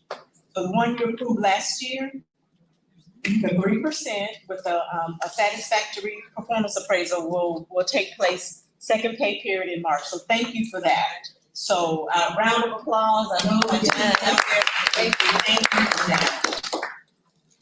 We also thank you for allowing us to put an RFP out there for a paid class. Evergreen is the company that we chose back in October, and they are working hard to go through all of the processes, which would normally take about 18 months when the chair said, I want this done. And we were like, oh my God, I don't know how we're gonna get all this done, because it's a lot of steps and moving parts in a pay and class study. We are proud to say that we are on track to do what needs to be done. So in your binder, you will see the tasks that have been completed, some of the things that are required for the study. So I'm not gonna read that to you. What I will say, one of the first things we had to do for them was, what is our compensation philosophy? What does COG believe in? What is it that we value? So that's like the third page in your handout on company class. They also asked us several questions. Number one was, what market position does the county want to be in to compare itself to others in the region? And we had a lengthy conversation with the ADs involved, and we came up with 70%. What that really means is that if we adopt a compensation policy and a position as to where we want to be at 70%, that means that 30% of the folk who do the work that we do, pretty much by job position, make more than what the folk at COG made, right? So we did not want to go less than that.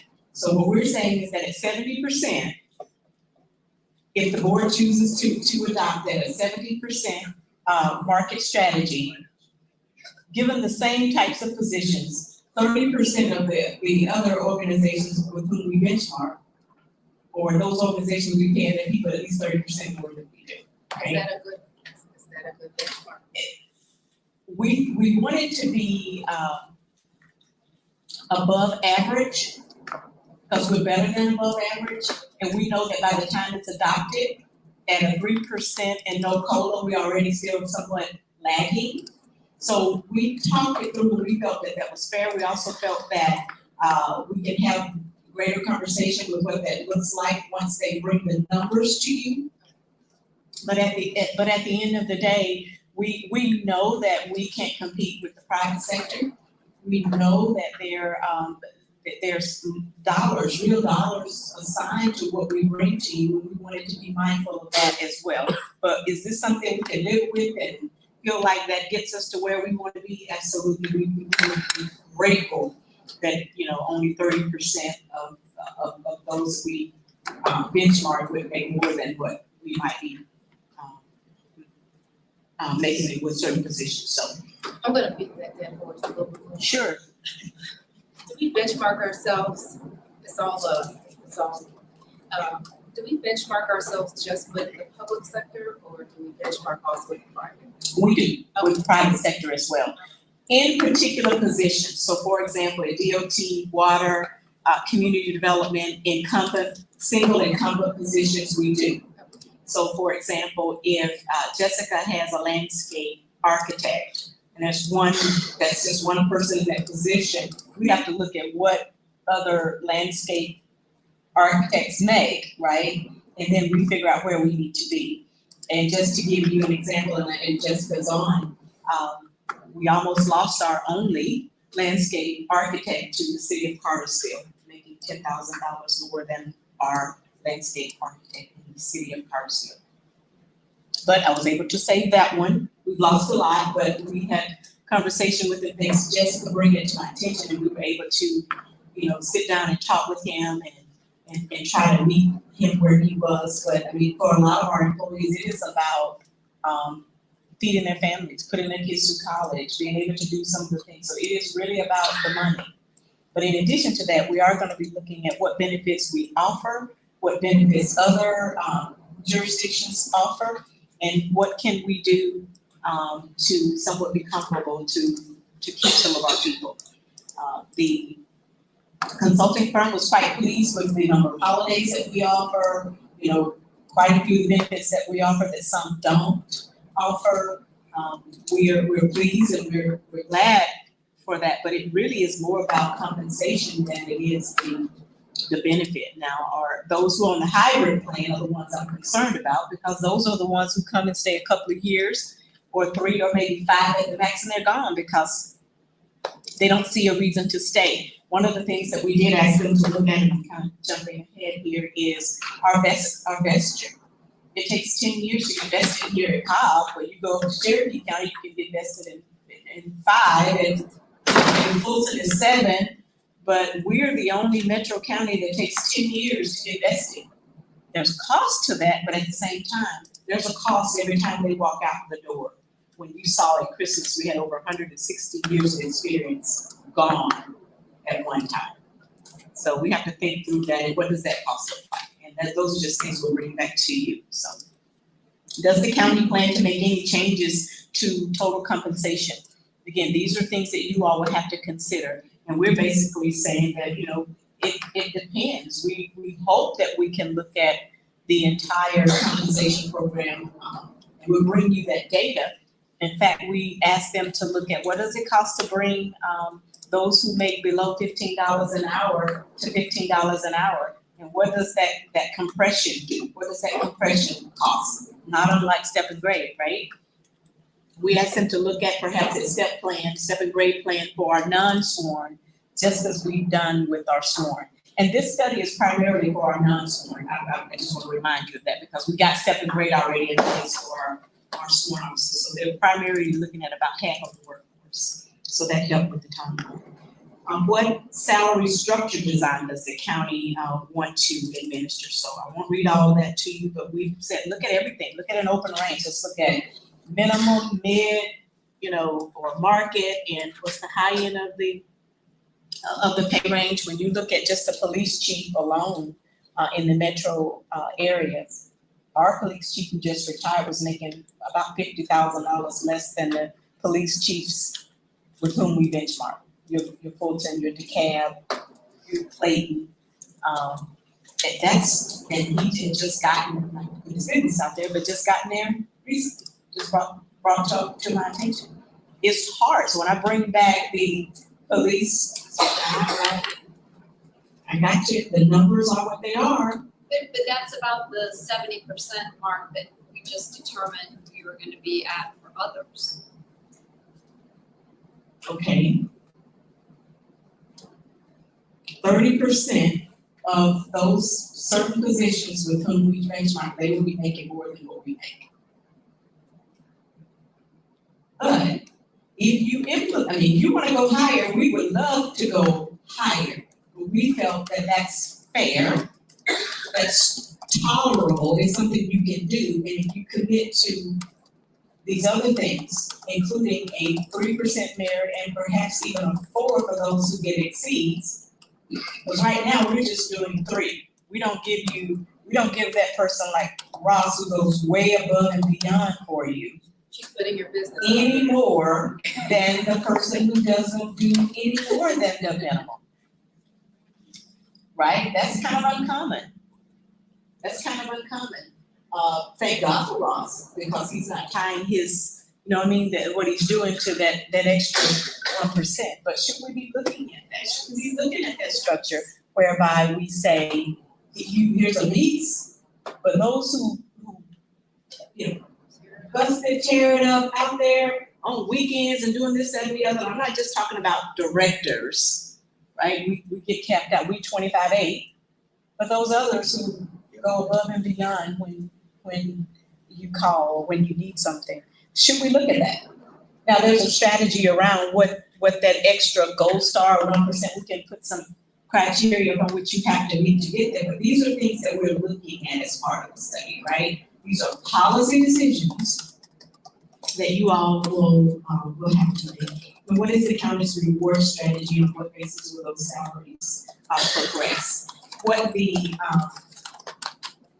consultant has said, and every consultant that we've ever worked with has said, is that if you do not adopt the recommended policy and implement it at that time of adoption, or when you adopt your budget or whatever, all at one time, it generally never materializes beyond the first year.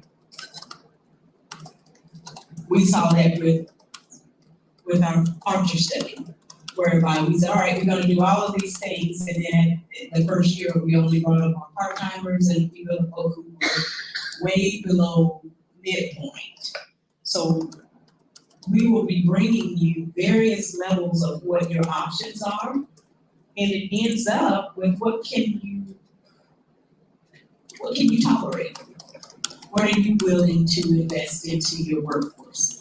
The last page of, yes, ma'am. Ooh, sorry. I saw emotions. Are you wearing Sorry. glasses blending into the chair? Yes, I'm sorry. I saw facial expressions, but I didn't see it. So, Hear you out there. okay, the merit increase, whatever it is, we know what it is this year, but moving forward, how is that gonna impact paying classmates? That's it, and is it dealing with compression? So, couple of things. The merit is based on performance, and it is based on where they are right now today. This pay and class study won't be into effect until you all determine if you want to adopt whatever recommendations are or deviate from those recommendations, and when you want it to be in effect. So for example, you adopted 3% last October, but it wasn't implemented until this March. So the impact of whatever this is, the results of your study, will be when you get right, when you decide to implement it. What the consultant is saying, however, is that whenever you choose to do that, adopt it in its entirety, right then and there. So you say October, our budget starts, so we want to do it next March. If that is what you choose to do, adopt the whole thing. Don't say we're going to phase in this part in October, and then we're going next October, we'll do another one, because it changes. The board could change, your core values could change, your mission could change, a pandemic could happen. So what they're saying is people today are not going to hang around for what they have in 2, 3, 4 years from now, right? Well, we're So what is your doing a position? 3-year stepping grade with police, Yes, you are. with public safety, so, Right, and that. but that's to get rid of compression. Mhm. So they will bring back what compression looks like, just like public safety did. They'll bring back, here's the recommendation, here's what it's gonna cost you. But again, most of the folk who are here, still remaining, are very, very skeptical. I can tell you, they are very skeptical. And that even if we do all of this work, will this board have the fortitude to step up and push the button to do what is right and what they believe is right? And I can tell you across the board, we are down between 20 and 25% in some departments more, because people are leaving every day. Because they can make more money. They want it now, they don't want bonuses. And your philosophy may be, well, they could just go. I didn't say you did, I just said your philosophy as a board may be, well, I mean, we can't keep up with the Joneses, or we can't do that. And my answer would be that you're right, but you also can't afford not to. In some cases, you want the best of the best, well, the best of the best. When will we get the final recommendation? It will likely be the end of March, early April. If you look at their task order handout, you will see that we have quite a bit accomplished. But if you go all the way down to the bottom in the red, you will see that it will probably be around the end of March, and then they will come back to the to me and the department heads, and we'll sit around the table and figure out, okay, what does this mean? You know, determine what we think is the best recommendation. They'll do a work session with you all. They'll do a work session with you if you want one-on-ones, we can make that happen as well. And then here's the recommendation, and then you all would need to decide or determine what your next steps are in the FY 23-24 budget. And I'll just say this one other thing. The budget presentations that you all have heard already from all of the departments are based on the existing salaries or hourly rates, because we couldn't factor what we don't know into projected positions and salaries. Does that make sense? Okay, just want you to be aware of that. I'll stop right here and take some questions if you have them, but right now we're on track and we'll keep you posted. Chairwoman? Even hearing you talk about this excites me. I'm looking forward to us finally being able to retain and also reinvigorate our employees. This has been an ongoing issue for at least for, again, the times I've served here, at least 10 years, but since the past recession, we have such amazing opportunity. I mean, look at everything staff has done for us for just today, or up until today. They have been doing an exceptional job with some exceptionally challenging circumstances. And to imagine that we can give them hope and excite them about coming to Cobb every day, that helps us with every goal that we've been talking about.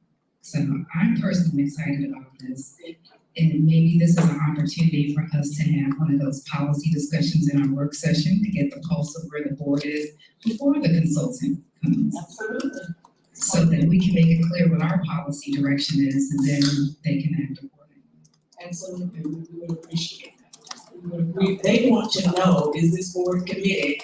And so what level of commitment do you have so that they can try to meet the board's, desire? I can tell you that we do have some of the best, most loyal employees in the state, I would say. Janine right now is bleeding. She's lost some of her top supervisors, and we have elected in May, and a special call election. I mean, you got people from the state, Secretary of State's office that got voted. Her number 2, gone. Jessica's lost a lot of people. Drew, they're everywhere. Why are they coming to Cobb? They come to Cobb to get the best of the best. Commissioner. Yeah, and we are the best, and due to our staff, that work their hearts out every day for us to represent Cobb. And I don't think anybody in this room would argue with that. But what we have to look at is we don't have the numbers. We don't have all the survey, everything completed as far as from Evergreen.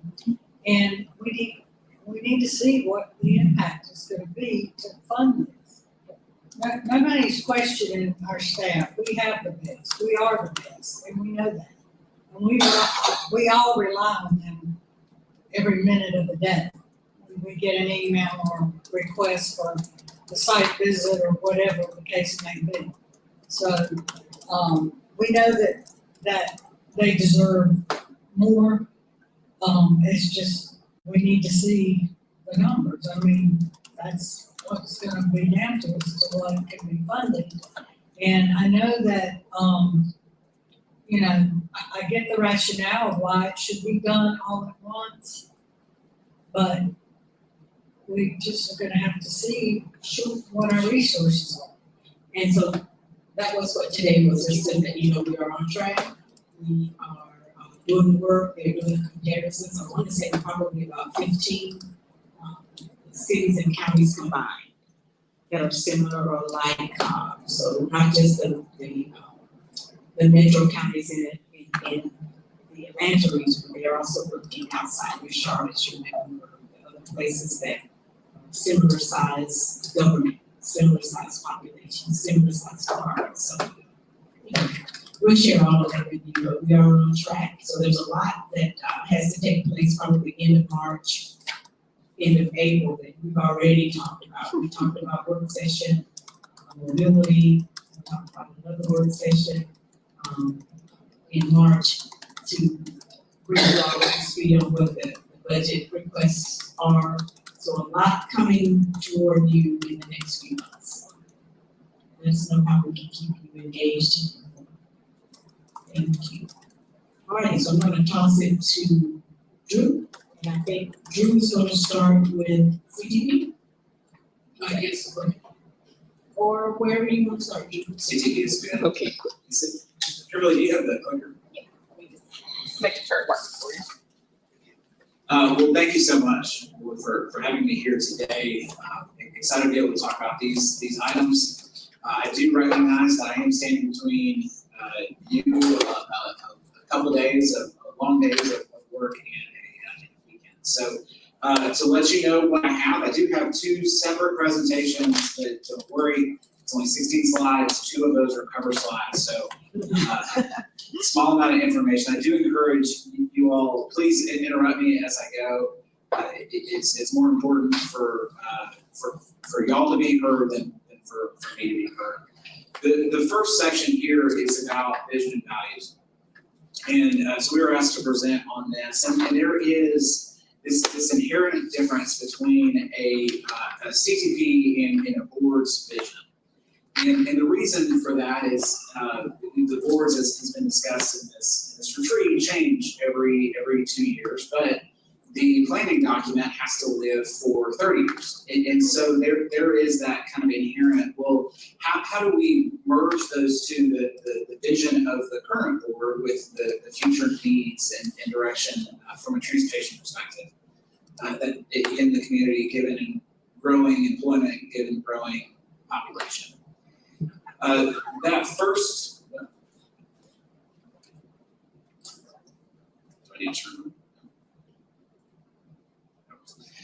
So in terms of just that planning element of it, of looking at the 30 years, in coordination with the community, these were the 6 that were established in the CTP.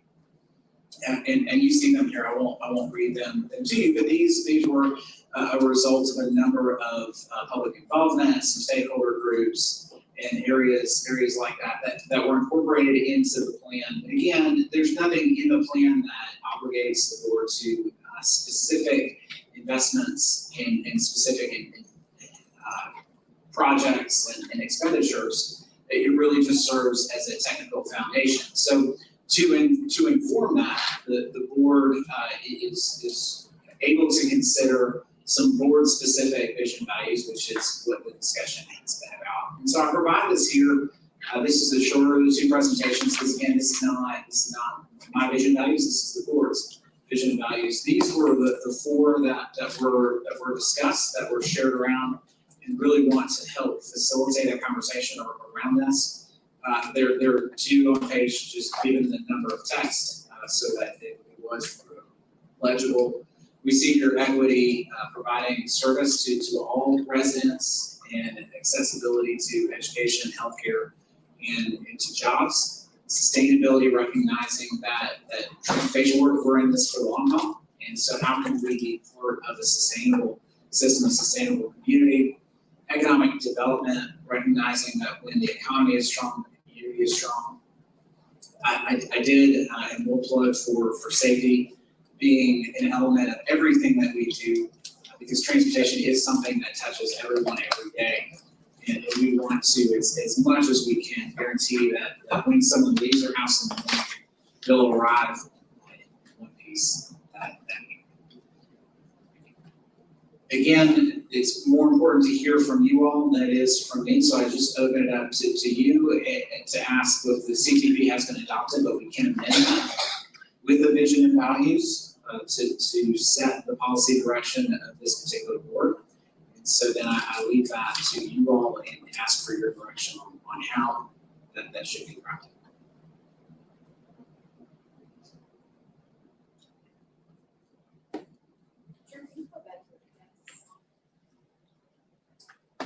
This one, or one before? Okay, I'm just looking at what's here in the book. So there's a vision statement and then there's the corresponding values. That's the value statement. Yes, ma'am, and that's, I apologize, it's not in this presentation, but we will, in the book, there's this presentation. There's also kind of the overall vision statement that is at the top of that Word document that you have in your packet. And then these were the four values subsequent to that, but there's also the item that's in as well. Are we contemplating, you can ask my question. Here, okay, this one. Thanks. Are we contemplating looking at each of these and adding them to kind of this CTP vision and goals? Like, are we saying, let's add a button for equity, a button for sustainability, a button for safety?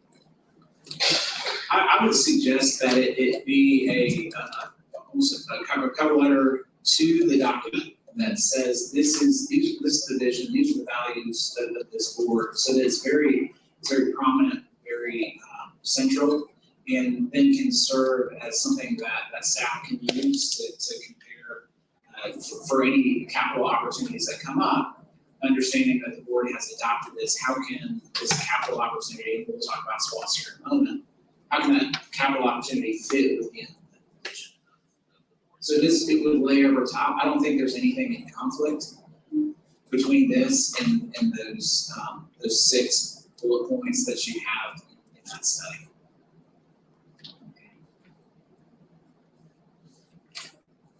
Not clear on what the action. On what requires, like, I guess, what are you looking for? Because I know you just said it, but I'm still not clear. Sure. So the questions that come out of this is, does the board wish to adopt a vision statement? Does the board wish to adopt value statements? If the answer is yes to those, then what is that vision? And what are those values? Kind of going top down, and then we can help craft the language to support that.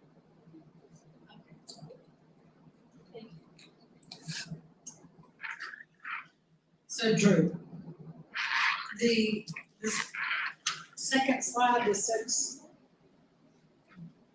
equity, those are all, sustainability are all in that, correct? The vision statement that we were once contemplating. Well, I would leave that to the board on what vision and values. This is what is in the CTP, these 6 items. The other one.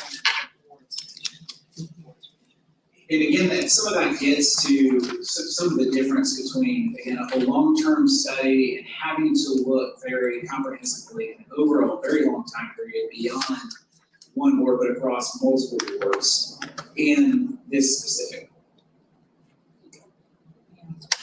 This is a 5-year. I like the value statement. I think it prominently discusses the opportunity that we have here with implementation of the vision and calls out things that we're prioritizing. How it ties into the vision statement, I don't know when you crafted it, if you pulled in the values and then crafted the vision statement to incorporate that. Is that all that? Okay. Yeah. I think focusing on economic development and making that clear that we see the opportunity with transportation is important. Safety, I know from my meetings with the Atlanta Regional Commission that there is a big focus on addressing safety and transportation. So calling that out, I think shows some consistency with that plan. Also, emphasizing that we care about how everyone in COB is getting around, I think, was well captured in equity. And the sustainability piece, which dovetails into the bigger vision of us making sure that we are being sustainable in our practices. There certainly are other aspects of that to consider outside of transportation, but seeing how transportation ties into that and calling it out, I think is also helpful. So I'm supportive of it, how that ties into a vision statement. I appreciate you helping to call those out into the main vision statement, but I definitely like the values. I don't know if there are other values the board wants to consider in that or how they feel about that.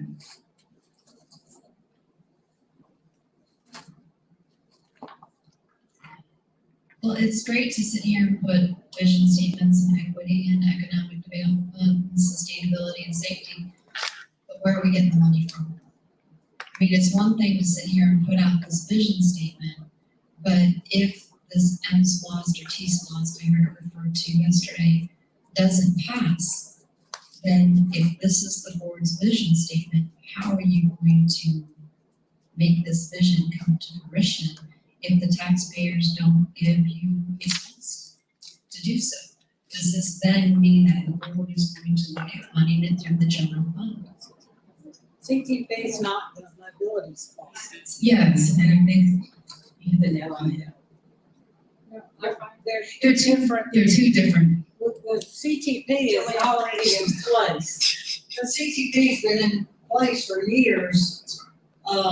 We just have to update it every 5 years. And I know in the past, when we were doing this, and there was a lot of talk years ago, when BRT was in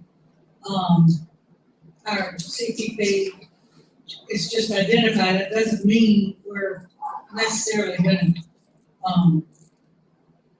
move to that with a SPLOST or our own funding, general funding.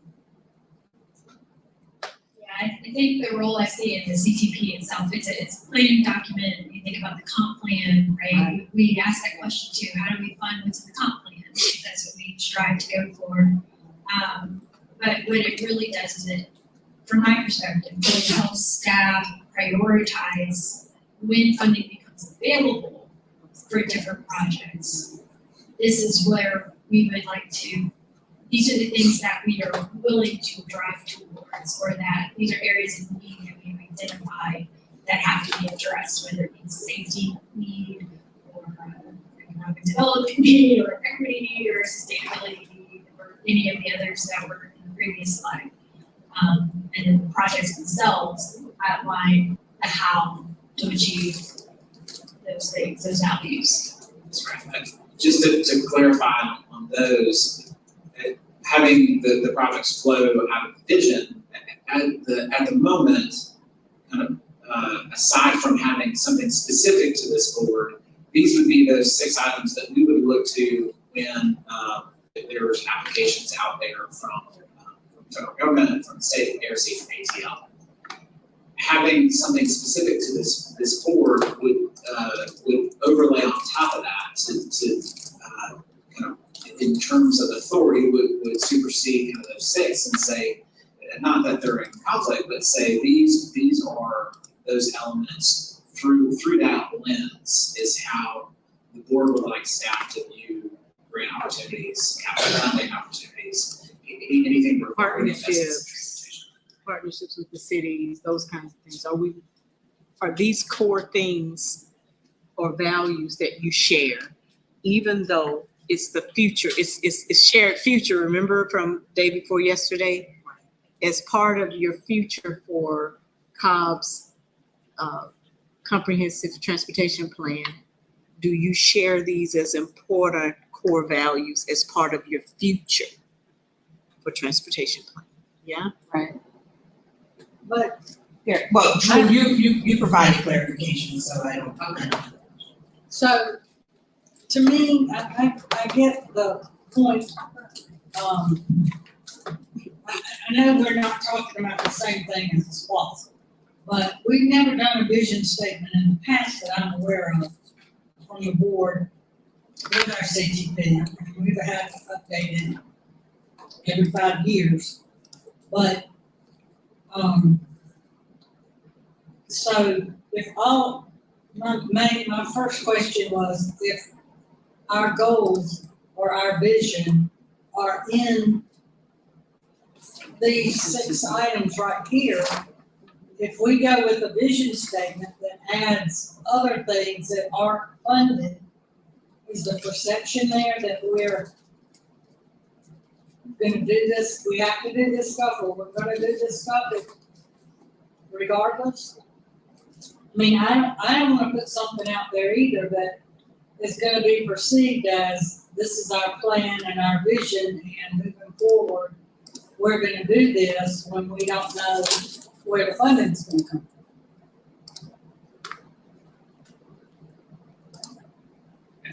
I'm going to reiterate a point that I think Drew made, that these are not necessarily in conflict. And I think they help to enhance how we see these will be implemented. For instance, if I read these, they don't necessarily talk about that nexus between us implementing this and economic development. And I was just having a cursory conversation with Drew about a BRT line that they put in place in Cleveland that you shared has already attracted how much economic development around it? $9.5 billion by them putting in one line.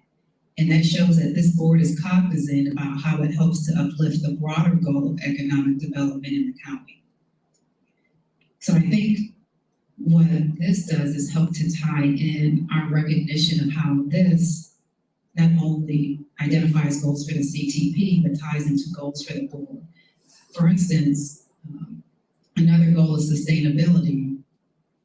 You know, that's not necessarily called out here, but we recognize the value in how we implement this to our broader goals of reducing our carbon footprint,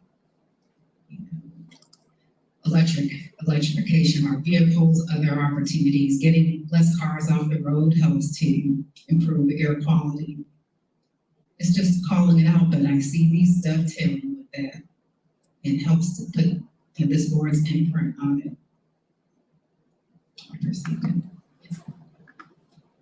But as far as putting the board imprint on it, no matter what project DOT comes up with funding for, it has to come to the board for approval. So to me, you know, this BOC vision and values, I can see parts of this in each of these 6.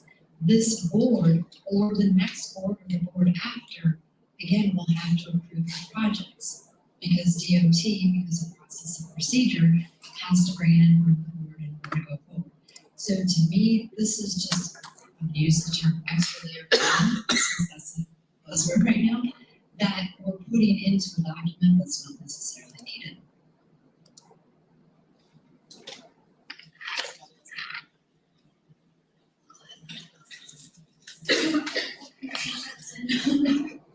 I can be the over. No. So I can understand to some degree a little bit of overlap to the question I asked earlier, but there is, I think, an advantage in articulating not one for ourselves, because it's an opportunity for us to share what is going on in each of our districts when we develop these types of vision statements, where we are basically saying there may be something that is a little bit more pressing from our corner of the county. And then the other side to that is not just communicating to ourselves, but communicating to our residents that they have been heard in those different areas as well. And so I see it more as an opportunity to enhance the overall description of the CTP, because the next board could come in and say, you know what, we want a different vision statement that encapsulates what's packaged in the CTP. That goes a little bit beyond here's the list of projects. It tells more of the story of what their board is bringing to the table. So I see it purely as a communication device, it's certainly not a funding device, because there aren't real funding directives associated with the CTP. It allows us to qualify for certain funding opportunities, but there aren't any funding directives, but there are certainly communication aspects that can tell a broader story. And I'm not saying everything here is pristine, perfect, or anything. Or is represent, I'm not saying it's representative, I'm saying that is what I see the role of the vision statement playing. So I can see how it can feel redundant, but it's also a very worthwhile exercise for ourselves and for our residents. So what I'll share also is yesterday and the day before, we had a lot of conversations about coming together as a board and having a vision as a board and how we move forward.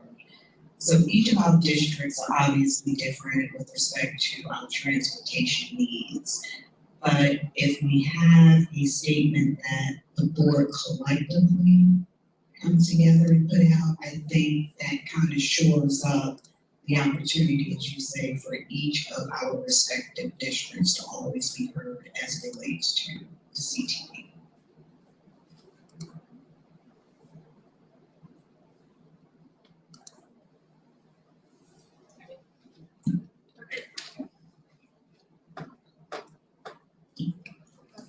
I think that's well stated.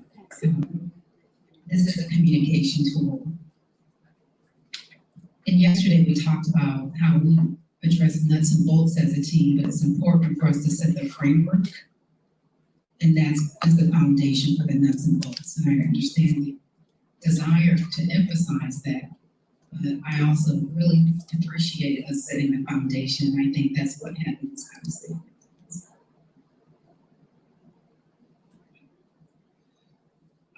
So in terms of next steps, Chairman, I know we had spoken about having transportation as a topic on March 8th. I don't know if this is, if a couple different ways that this could go.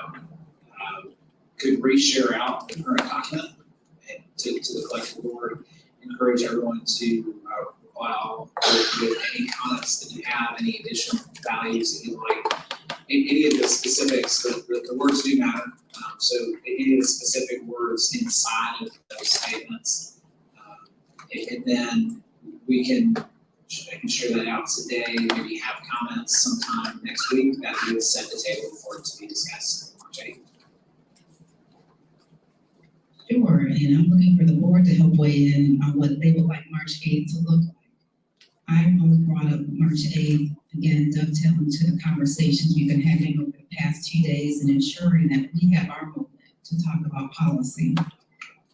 And this is a policy statement, so it's fitting, but there could be other aspects of mobility that we want to talk about that day. So it's simply a placeholder to have the conversation. If this is discussed, great. We do it outside of that, that's fine too. I just want us to have an opportunity to flesh this out. But certainly, we do need to provide feedback. And so I would just ask that you at least email the document again. I was thinking we could share this with the public. You know, they would like to weigh in because this is, you know, our thoughts, but I'm curious, you know, just to hear what their thoughts are when we come together on the 8th, and we talk to some of our transportation stakeholders. I do like us fleshing these things out together. Well, I'll share that out again, and then I'll set maybe next Friday, just to give some special time, whenever we can, some time for the document. And again, encourage everyone to reply also and see everyone's comments. This is the fun and the messiness of government, or the technically feasible and the politically viable kind of all merged into one. I'm glad to help facilitate as much as we can. Anything else? Vision and values. Emily, could you cue up the next slide? Yep. So we have tried to be mindful. If you'll notice our presentations, I was speaking to a group a couple months ago, and I was talking about how the CTP informed ARTP submissions to the ATL, and I got a little dizzy as I said that. So we've been trying to be very mindful of all that's converging all at once and trying to keep it as simple as we possibly can. And so that's my primary purpose in this next presentation about Mobility SWAT's next steps, just to let you know where we stand, to try to help clarify and answer any questions that you all have. Again, please, feel free to interrupt me. I just had a question on the CID slide. Well, you have Cumberland Perimeter Town Center, North Corridor, and Mapleton. What about Gateway? No, it's not Marietta. I'll share out the current document, and then we can kind of look at a fresh pass. That's Commissioner I'm not Richardson. understanding the question. What's your question? I didn't Thought we know were it missing wasn't Gateway. DOT. It's behind the DOT tab. So we included, just to clarify what's in your notebook, there's the presentation, there's the Word document, and then there is, Commissioner Richardson put together a slide deck. Okay, so if you're using it in District 2, slide over to. Well, we can talk about it. But is it in the CTP? Yeah. Okay. Were we planning to discuss it today? You all were asked to provide, Surprise. you were asked to provide information from each of the commissioners as it relates to what your vision and values are, as it relates to your district. Commissioner Richardson provided her slide deck. And so it's just part of the packet. What you all choose to talk about is clearly up to what you all want to talk about. So Okay. Well, I'm not prepared to talk about this today because this is, let's just, okay. move on. The agenda, these are, this is the longer of the two presentations, but I will walk through this relatively quickly.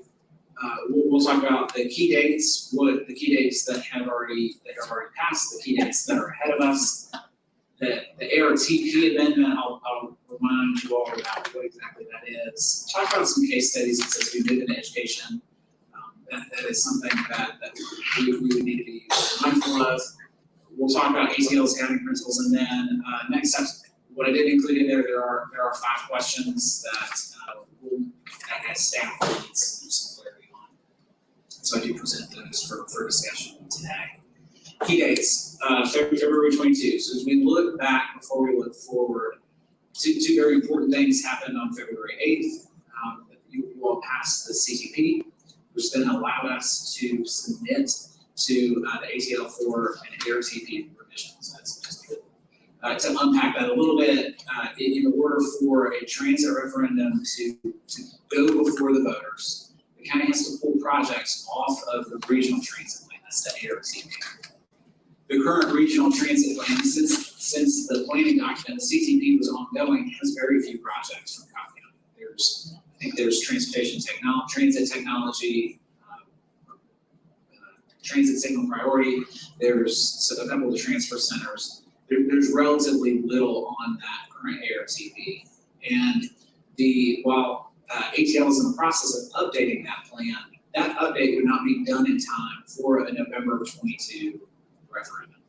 So it was important to be able to submit to ATL for the revision of their regional transit plan. And that's a process that they're familiar with. It's a process they walk through with Nat a couple times through the process. So those conversations are currently ongoing.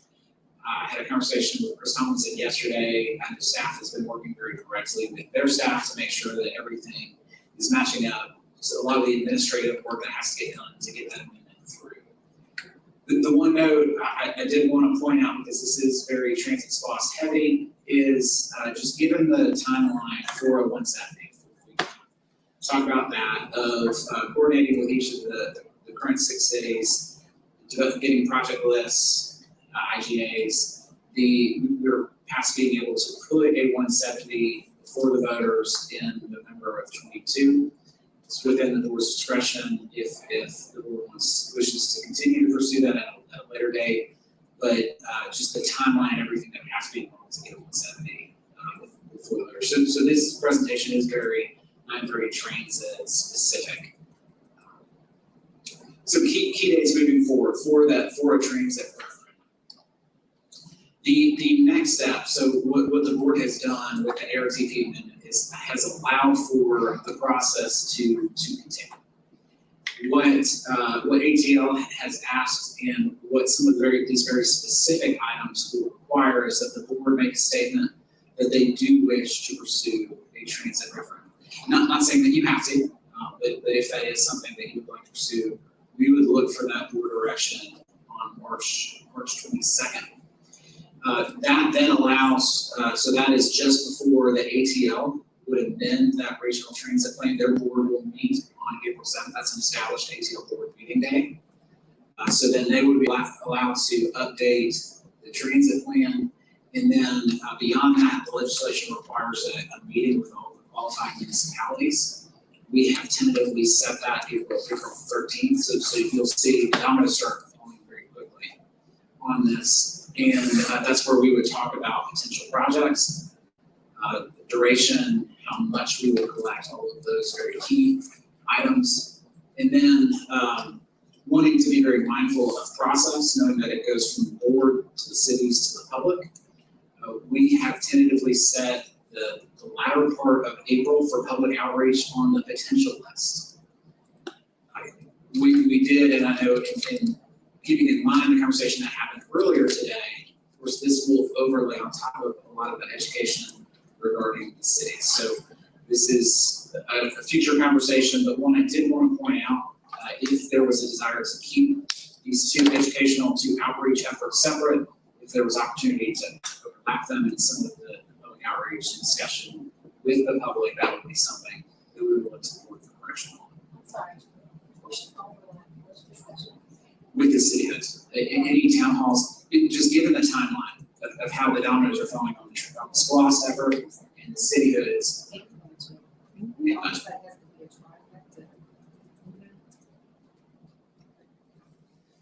So knowing just the public meeting calendar and our facilities being the same facilities, honestly, that we would use for any of these overlap with staff, just something we wanted the board to be mindful of. This is another layer of education that would be outreach that would be involved in April.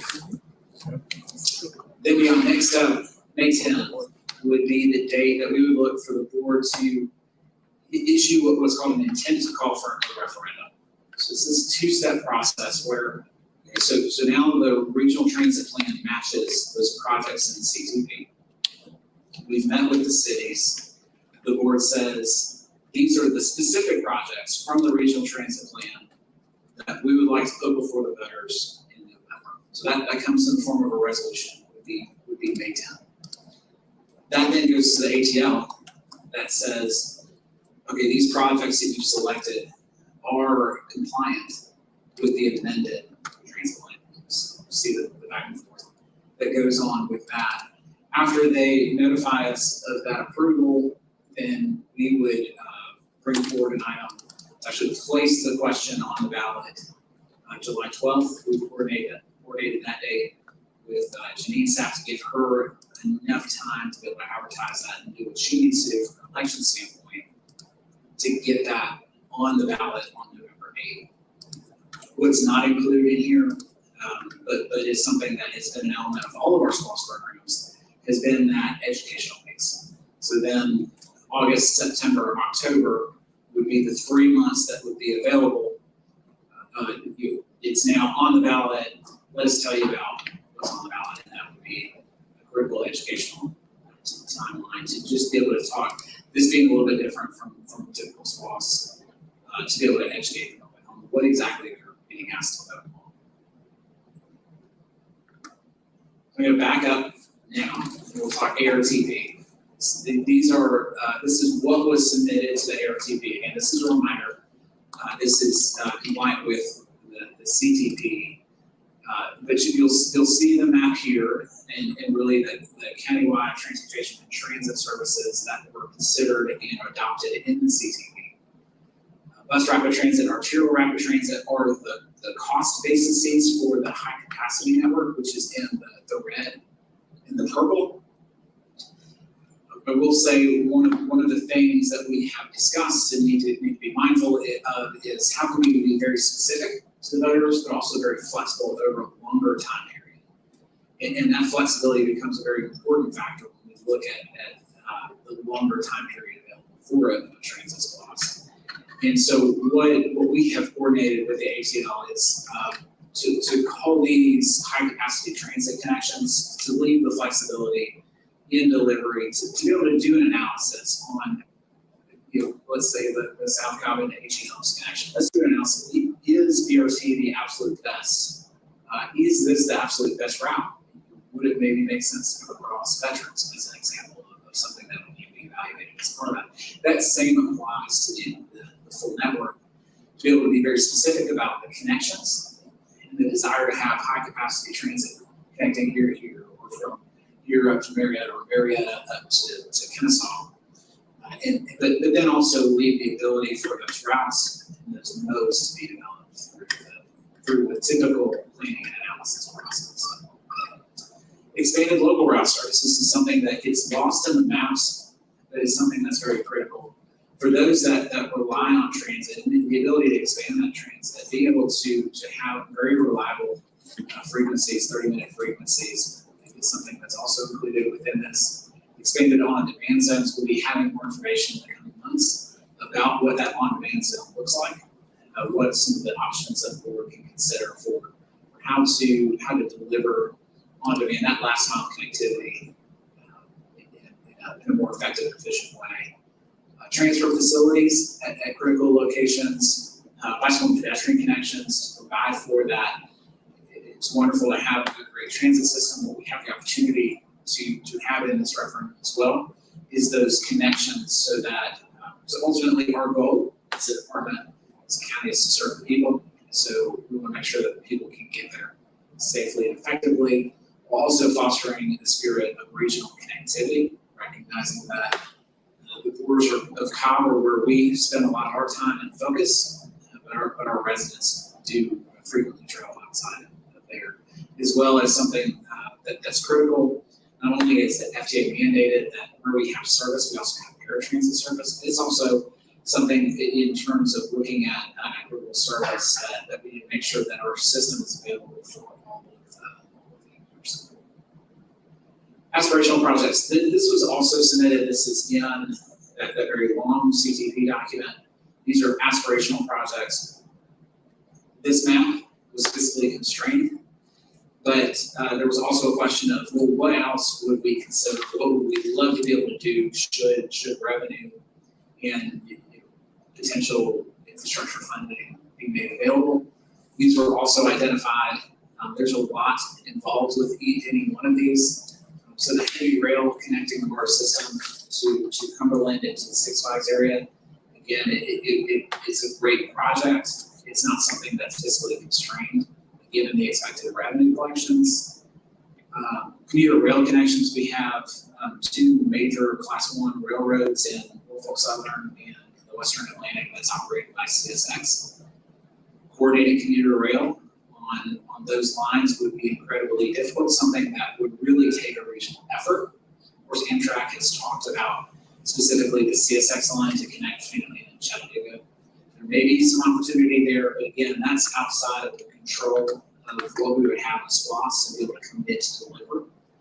And so that was left in aspirational. Airport service being something that we routinely hear in terms of transit. How can we get from Cobb County to Jackson? And then finally, being able to be mindful that BRT is a fantastic mode. It may not be the absolute best mode in every situation and over a long time period. So being able to upgrade and be flexible with our modalities. I did want to point out a couple of the case studies, just to provide a little bit of context, because this is something that we would want to be mindful of during an educational effort. When folks hear BRT, they really focus on the bus part of that acronym, and it's not something that is currently in the Southeast, so it's difficult to kind of understand what that buzzword means. And so I offer these two as an examples, just as a small sampling of some of the educational work that we need to be done. This is the Healthline BRT in Cleveland. It's one of the oldest BRT systems in the country. It was based largely on a system that's in Brazil. It's about a 10-mile section, and but in the peak time period, it offers 10-minute frequency, so it's very frequent, very reliable. You'll see it almost, aside from the rubber tires, looks like a light rail system. It actually has off-board collections, so it's not like you get on the bus and you pay. So it's quicker. Once it stops, you're on and you're off to the next stop. It has some of the elements, again, of a light rail system between some of the informational displays telling you when to expect the next service, the emergency call boxes, as well as this level boarding that makes it very friendly to those that are disabled. I mentioned that of the about $200 million delivery cost, this particular quarter has seen immense growth. What they have with RTA, which is the Regional Transit Authority that operates this system, has estimated as a $9.5 billion economic impact on that quarter because of everything that has been made possible by providing very frequent, very reliable, very cost-effective service to that. The other example, this one is a little bit more recent, but it's in LA, is a little bit longer. So this is about an 18-mile BRT corridor. They've made some news recently because they've upgraded all of their vehicles to electric vehicles, and so their fleet on this line is all zero emission and provides, again, very frequent service. In Cleveland, they had about $4 million users over the year is the number that they provided. This system also very heavily used, about 28,000 average weekday riders. And what some of their analysis has estimated is about 20%, close to 20% of their riders were previously using vehicular transportation. And in that mode switch, they've seen on that corridor about 14% decrease in congestion along that corridor because of the development of this particular line. Those are some case studies. I'm gonna switch gears again, and we're throwing a lot at you, but ATL guiding principles. So we go back to the planning process, the process with ATL. They have 6 guiding principles that they ask that just like we do for the CTP and what we talked about just a moment ago, they filter their planning process through these 6 guiding principles. What I've provided here is those 6 guiding principles with some of the analysis that we would be doing on any potential project list. So for example, economic development and land use, we'll see there, what is our change in percent of jobs are within a quarter mile of transit before and after in the final condition. And being able to talk about the transit mode, matching the actual development use, the higher the intensity of development in the area, the planned development in the area, the higher intensity of the transit that needs to come along with that. Again, some of this I won't read through all of these, but this is the analysis that we would need to do as a part of that intent to call for referendum to the ATL. We would need to identify how does this referendum match with economic development. So you see some similar things here. Environmental sustainability, equity, and then the final 3, innovation, mobility and access, and then finally return on investment. And how does this system fit into that broader regional goals that have been identified? Of course.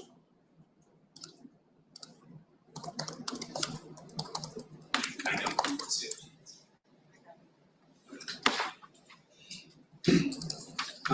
Now, to the part that we've all been waiting for, the part where I stop talking. So you all, these are the kind of 5 remaining questions that I put before the board for discussion. Again, kind of the first question and guides all the other ones. If the answer to the first question is yes, the board still wants to pursue a transit referendum, then just looking for confirmation. All of the scenarios, the financial constraint has been on that 30 or 1%. Is that the desire of the board? in terms of the guiding principles, we have to show how we have met ATL's guiding principles. How does the board wish to overlay those guiding principles on top of some vision and value statement? How do we coordinate those? I think again, they're all aligned in just different emphases. Critical elements of the referendum, be it key projects, early deliverables, other priorities. As we get further into this list, these are probably deeper conversations, but I did put them out there. And then finally, the educational effort, how should that be structured? We're assuming generally 2 phases of it. One in April to say, here's what we're thinking. What do you say to the public? Allow that process to modify that final list. And then finally, once it's on the ballot, to say, here's the question, here's the referendum package, here's how it will affect you, the answer of that, and what's in it. Thank you, Julie.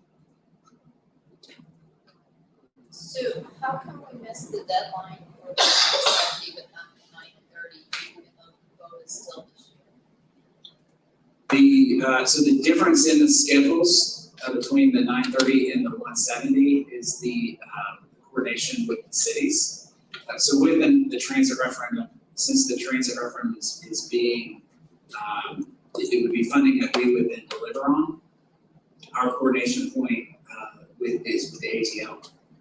With a 170 referendum, there would need to be approvals of an IGA by 7 different boards, this board in each of the 6 cities, as well as development of, against 7 different project lists between the county and the city.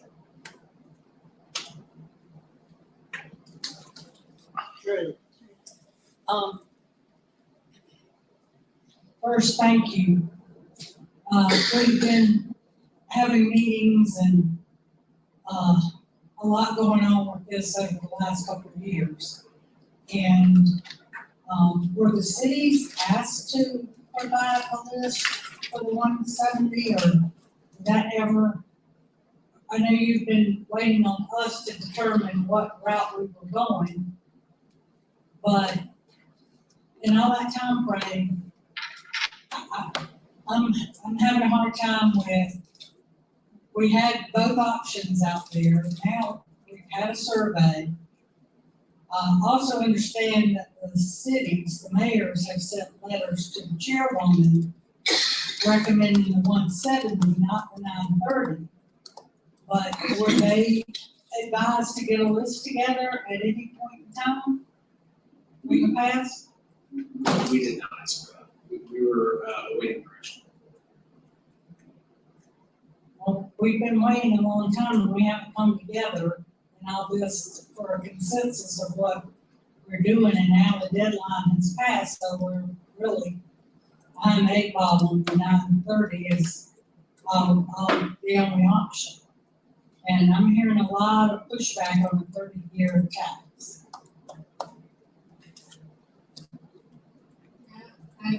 Maybe I missed this, I wasn't aware that we were past the deadline for the 170 as well. I did think that was still part of the consideration bucket. It still can be considered, but I guess going back to some of the schedules that we had shared, we really looked for that. How we not? Drew shared this like, I'm just. I'm not saying that, we're not saying that. We as a board have not, we've had a lot of meetings together with Drew for the past year or two. And every time we think we are on the right page, something else comes up and it's just been pushed out and pushed out. So now it's too late. So just as a follow-up of the city, and at this stage, would you recommend or do we need to have a list of their projects? Because I met with one of the city mayors and the concern is, how do I present this to the residents of the city? Pretty much what's in it for them. So they're needing a little direction. I don't know if they need direction from us before they can provide us with a list. I would think not, because they know what's going on in their city. So At this point, do you think we should still, it's worth us getting a list from the cities?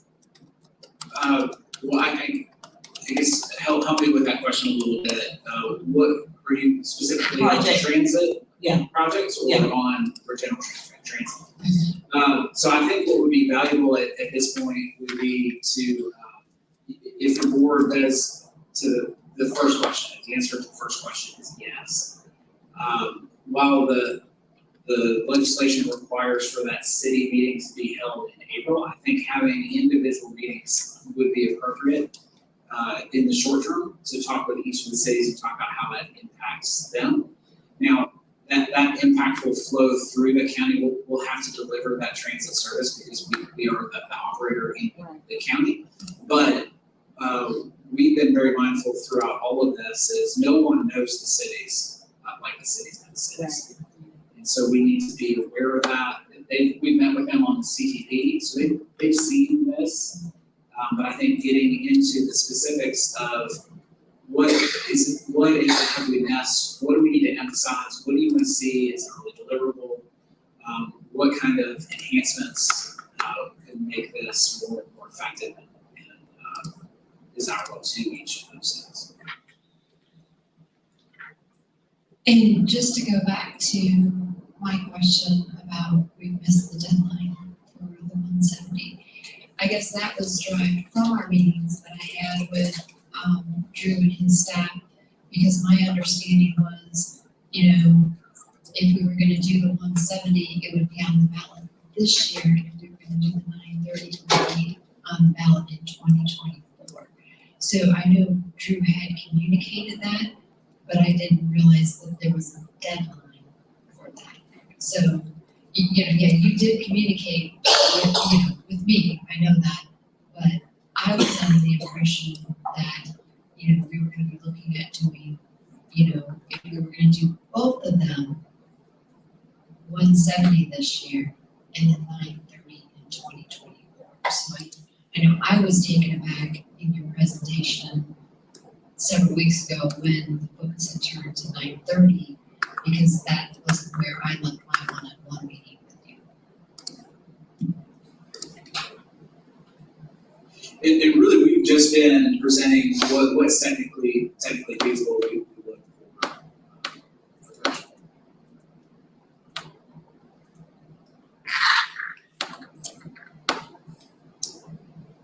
I know personally, I would like to know what all of our cities are kind of saying about project prioritization. Like I know generally speaking, but if there is something that they have, perhaps that can be incorporated, if they have it. I don't know if they do, but if they do, I would, in the next presentation round, I would like to have that in the presentation. It's there. Sure. I think For transit or train, or I'm saying like what they think is priority. what I'll say in terms of the transit conversation and meeting with the city of Smyrna, they've talked about the circulator being one that they've identified. That's probably the most specific comment that we've gotten, but again, cities have been involved in this. But glad to see. Should they be involved in the presentation on the 8th? I'm not on what, on the 8th, you mentioned a presentation on the 8th?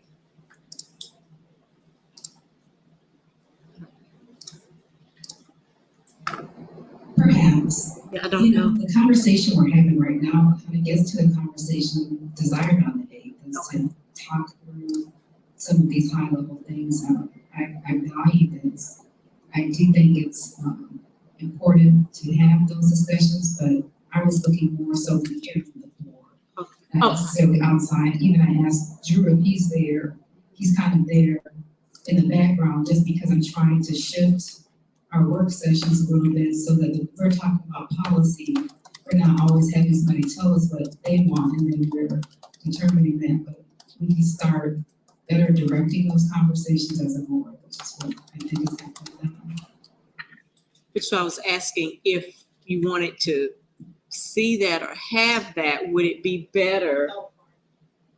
You know what I'm saying, to have that information prior to Yeah, our that? team at 8 would be helpful to see Okay, what their that's what I was budgets trying to are. get at, yeah. I don't know if we included the city of Smyrna circulator on that map that you showed us of projects. I don't know how we incorporate the city's interest. Like, I know there was discussion about doing more in,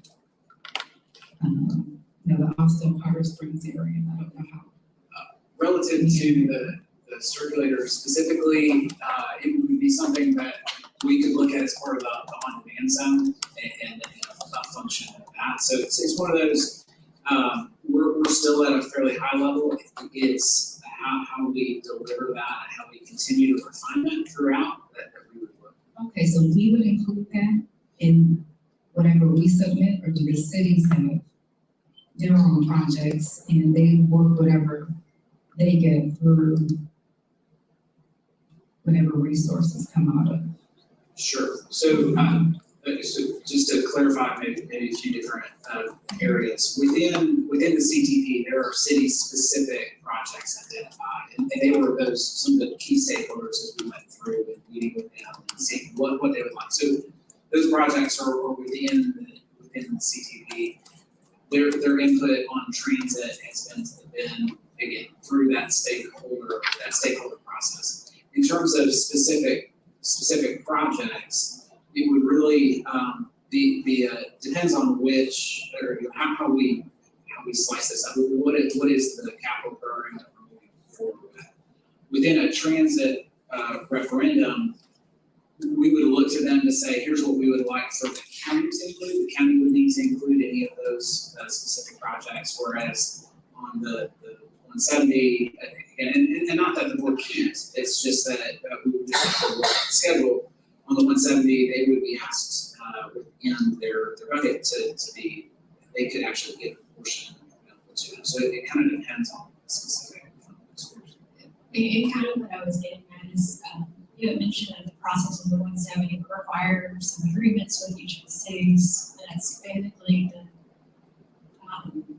bottleneck of a process in that. And so all I'm saying is I would like, if we were to run through that motion, what would they have submitted to us? Is it prioritized list number 170, prioritized list number 930? I just kind of want to get an idea of what they were looking at, if that makes sense. To just incorporate into our conversation. I know I've spoken extensively with. Yeah, the question was kind of, is that possible? So if the board desires, we'd like to ask those questions. Okay. Yes. Yes. Great. And can kind of tag on to this, I know I've spoken with 2 of my mayors and they are adamantly opposed to 930. Yes, they have projects that they would have been willing to put forth for the 170. And I'm sure they can have those to us, but they are adamantly opposed to 930.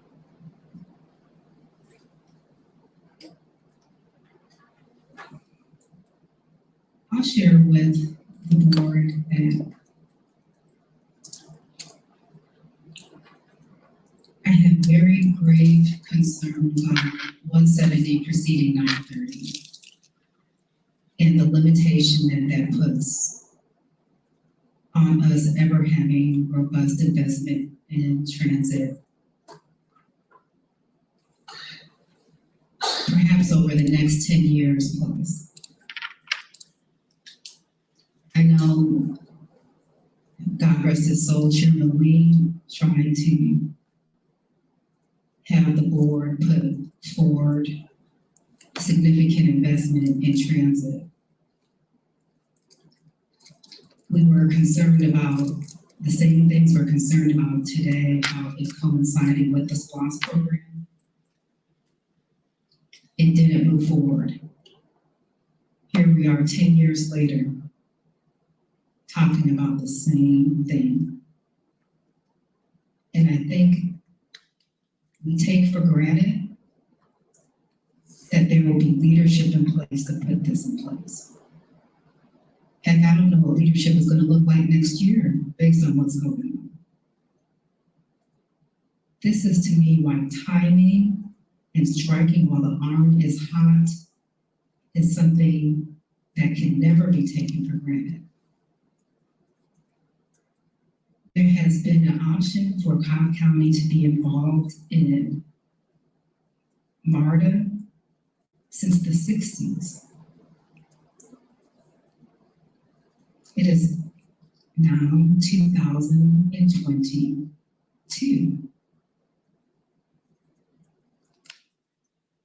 Similar to the talk that we keep having about us finally getting to where we need to get to with rightfully resourcing the operation of government.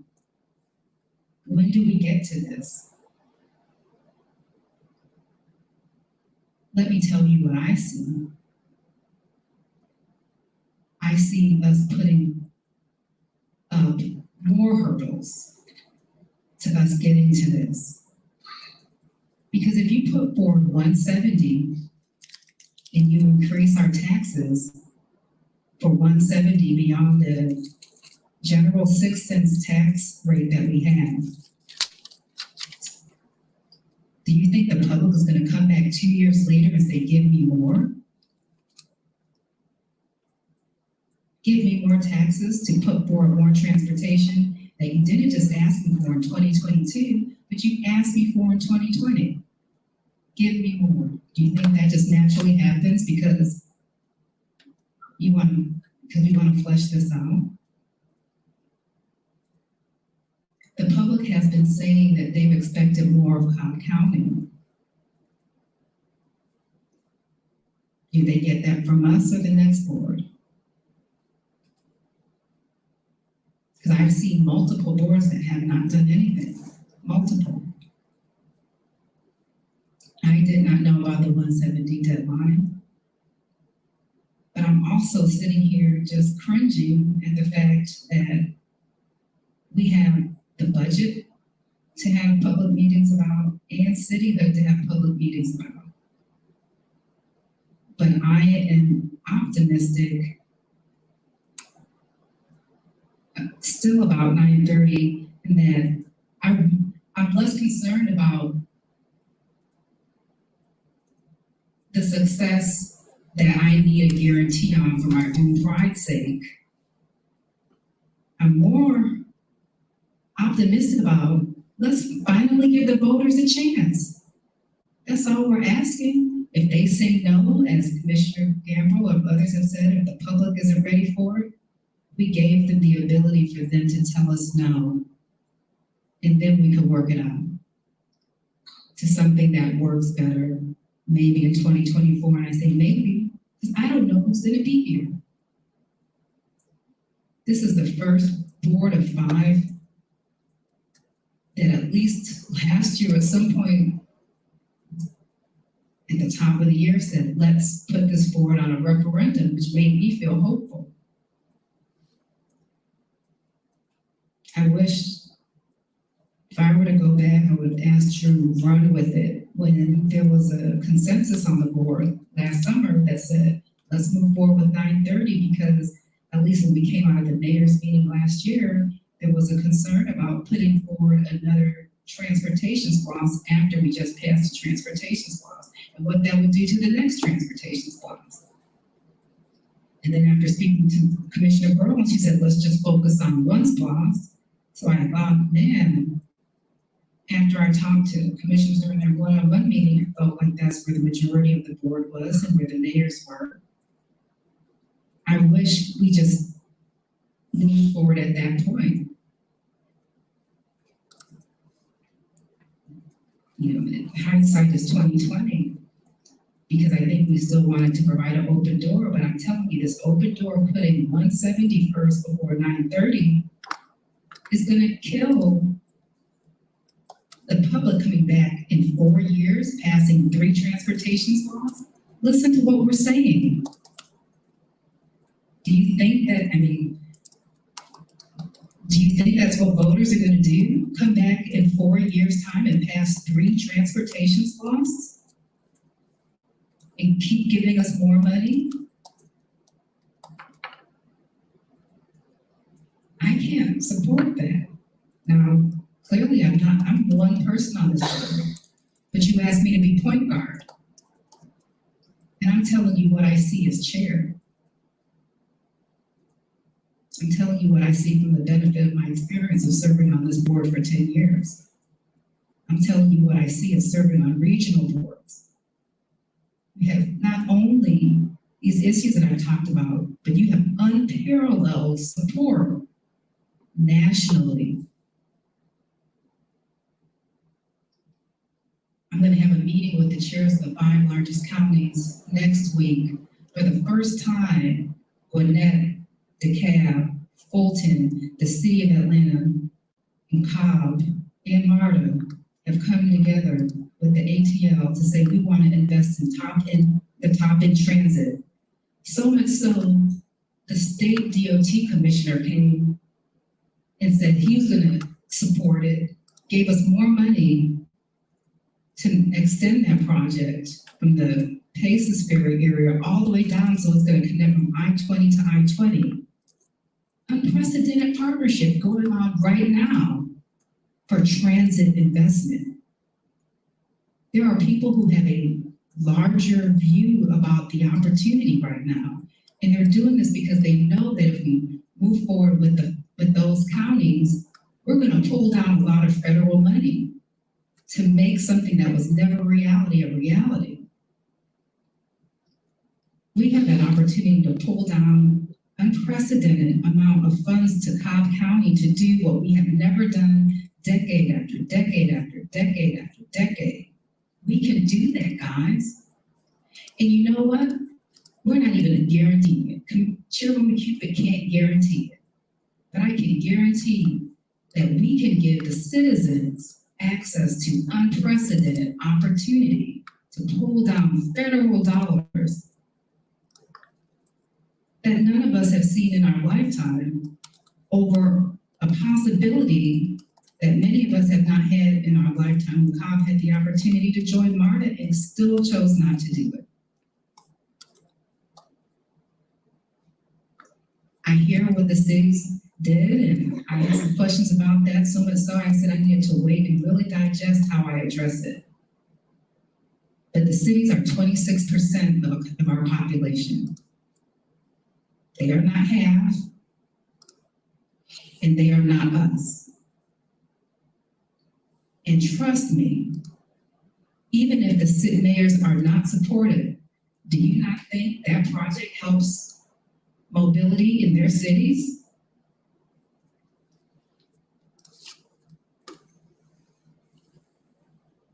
It helps them, it helps Cobb, it helps the region.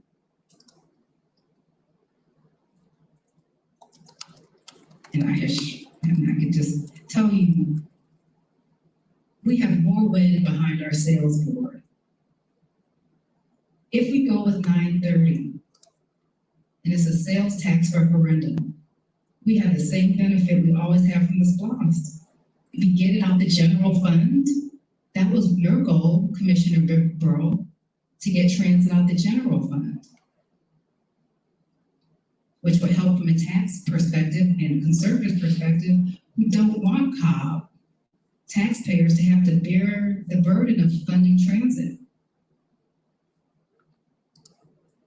But we also get to share this expense because many people beyond Cobb County are driving through and using our infrastructure. But a lot of them spend money here. A lot of them. They can help us fund this. I just have a serious problem. I have a serious problem thinking that it's reasonable to go to the tax dollars and ask them to spend money on transit twice in 4 years. I just ask for us to see if they can push cities and put it on the ballot in a legislative session. As Commissioner said, we've been talking about this for 2 years. Why can't we do it now?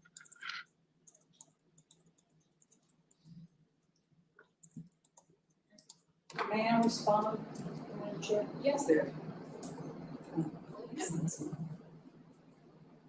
Initially, when this was first talked about, and the two options,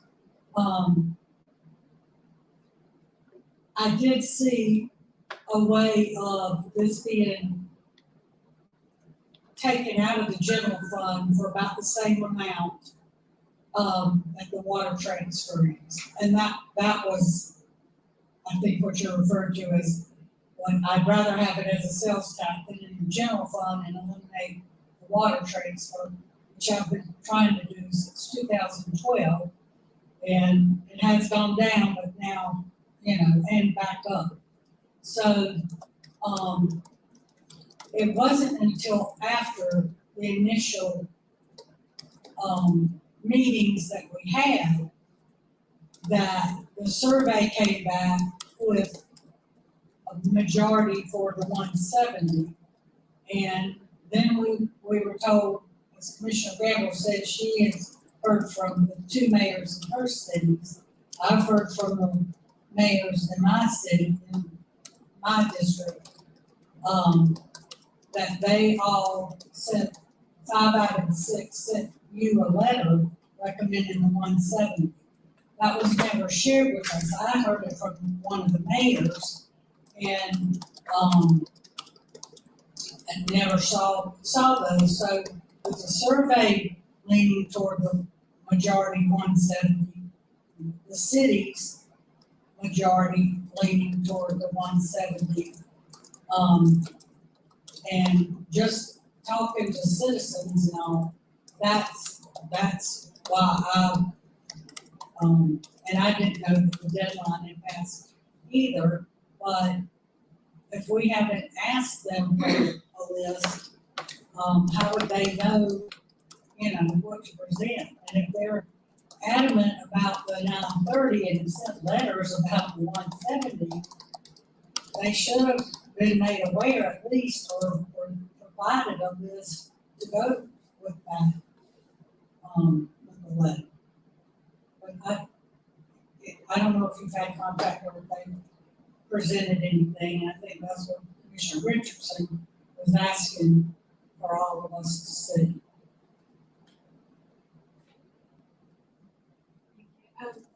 Generally speaking, I'm always for people to choose, and I think, when it comes down to it, considering the amount of conversation that has taken place on this, people should choose. But the concerns I have had nothing to do with SWA schedules, had nothing to do with any of that. Had everything to do with, honestly, we were talking about prior to this, each of the commissioners being able to have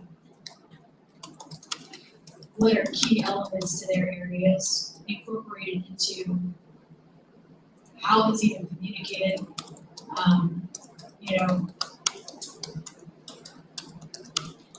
That to me is a real decision for voters once you get there. But the question has to include, people have to feel as though they were even heard. And that's more so where my concern would be, because whether it's a 930 or the 170, I would want something that goes to the voters to be successful. And that requires that the review on that, or the outcome on that, is representative in that story. And that's just something I'm passionate about. It's not related to any of the other questions, because at the end of the day, what's right for Cobb is right for Cobb. But I think that's an important component to it. Yeah, and you were looking through, I didn't know that my slides would make it into the binder. But because they're there, I mean, that was kind of, that's the summation of what I've had a chance to talk to different stakeholders around the district, not just from a project perspective, but from a, what are we? Where are we? Where are the biggest concerns? Like I was, labeling, if you were to take the 4 items in the values, they were, I would, for District 2, they would be a little bit of a different order, from the letter itself. They're consistent. There's some other ones, that I would probably add in. But that would be the representation of this quadrant. And that other quadrants would have that representation incorporated, so that you could have the highest chance of success for everyone when they go to vote, see themselves reflected in that question. I'll share this. It was said, we've been doing this for 2 years. 2 years. How many public meetings have we had, Sean? We're like, How many, I'm still asking, how many times have staff met with commissioners with respect to the CTP? So the CTP goes back before my time back, and that's gonna. I remember the last retreat last year, we were looking at it and just felt like I at least felt like I wanted more. And Erica Parrish was the director at the time. And I had asked her to please make sure that she is going around to each commissioner and getting feedback. So much so when I had subsequent one-on-ones with commissioners and I got responses, I said, you need to go back again, because I'm not sure what you're telling me reflects what I've heard. There have been dozens of meetings, dozens of opportunities for feedback. But yet still opportunity, because there's still room for more feedback. Where if there are things that need to be considered, they can still be integrated because a project list hasn't been submitted. But it takes some intentionality to make sure that if the cities or commissioners want things included, that they're included, because that's what I want. And that's what I keep pushing the staff on. So I don't understand where the gap in communication is when we've had these dozens of meetings for years. There was comments around what people are saying through the survey, what mayors have said, what people are telling us. That survey is not necessarily reflective of where the public is, and that point was made when it was shared, but I recall the survey saying it was still about 50-50. There was no convincing decision made. And that's when I felt like, wow, we're still back to where we were. But I still think there's opportunity for us to do a true polling that has statistical significance to where the population is. That's not just done when you put a survey out electronically. That's done through polling, where people can make sure that that statistical significance is there. And again, I know the mayors have their feedback, but the mayors also tell you they want to annex property, so it's not that every time the mayor tells you something that you do it. So if you're not going to let them supersede our interest in land use, I don't necessarily perceive that there is more weight that they should have in this, because we're looking at this from a full county perspective. And that doesn't mean that we don't take their interest into account, because one of the key things I keep asking is, why aren't we connecting significant investment to each of the cities? But guys, I am asking you to look at the bigger picture here with respect to us always kicking the can down down the road in Cobb. And this is the most, this is the closest that any board has ever been to doing this. The closest. And not us, who else?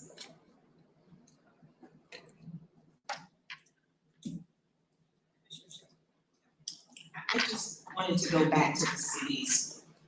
And just my question, with the letters that we received in opposition, was there any particular reason or set of reasons as to why they preference 70 versus 930? What's been some of the feedback? I just know that. I don't know, because the letters were very brief in saying they were supportive of 170. Again, my thought was, let me take some time to distill this before I have those follow-up conversations about it.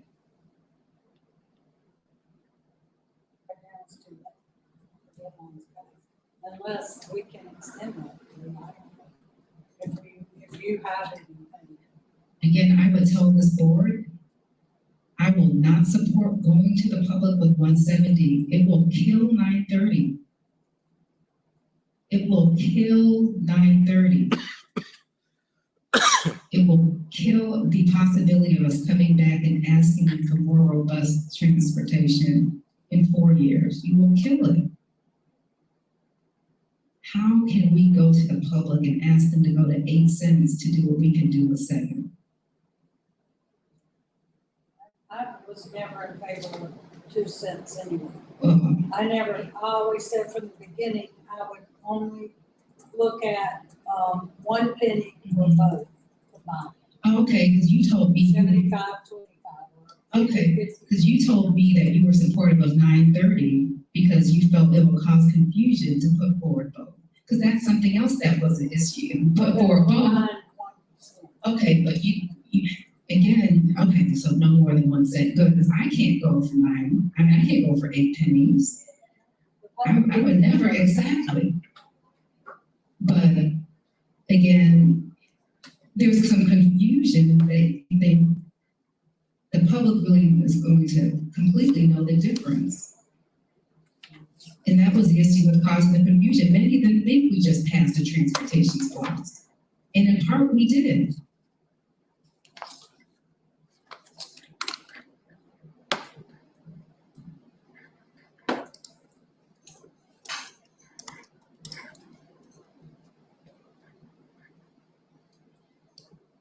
What's gonna fail 930 is the lack of partnerships. And that's becoming more and more evident, is the lack of partnerships in what we're doing. And that is what's going to kill 930. As far as going out and doing more studies and doing more everything, the board had $140,000 given, which Drew then had the consultants take, which then, that was the last meeting we had, I don't remember what it was, but essentially, you know, we had what the consultants came back of, you know, if it was 170, these projects they thought would go, and if it was 930, these projects would go. And I remember in my meeting with you, I said, well, there was components of each that I liked, and there was components of each that I didn't like. So we've done all that. And I still struggle, and I've shared this with Drew, and I've shared this with the chair. This started prior to me coming on board in 2019. So I didn't feel it was appropriate for me to come in and say, well, I don't want those projects in my district, because then that's going to change the whole planning that Drew and his department has done for years before I even stepped onto the board with my vision.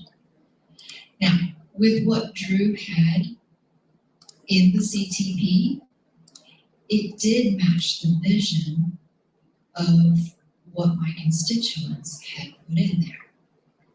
So, you know, Commissioner Richardson, you've gone to great extent to further expound on your vision.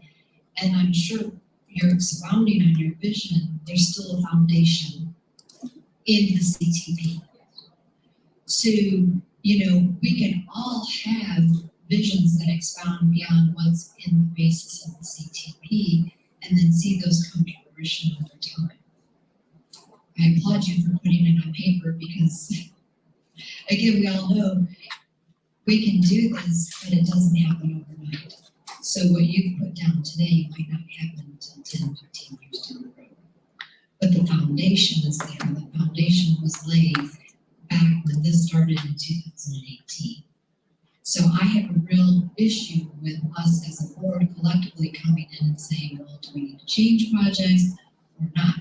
It's coming down to, are we going to go to the voters with the 170? Are we going to go to the voters with the 930?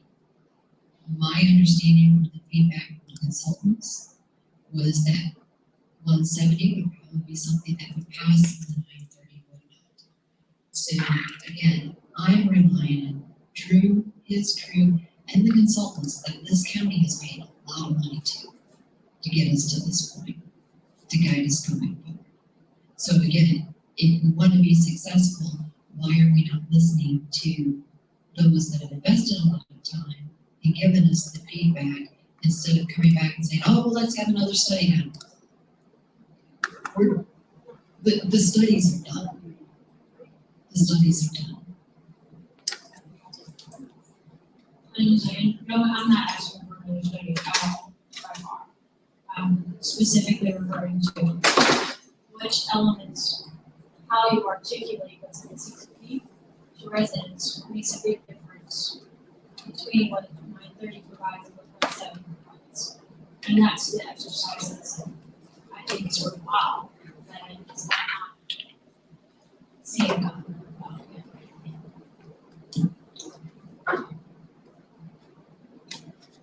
I agree that I don't necessarily think there should be another study.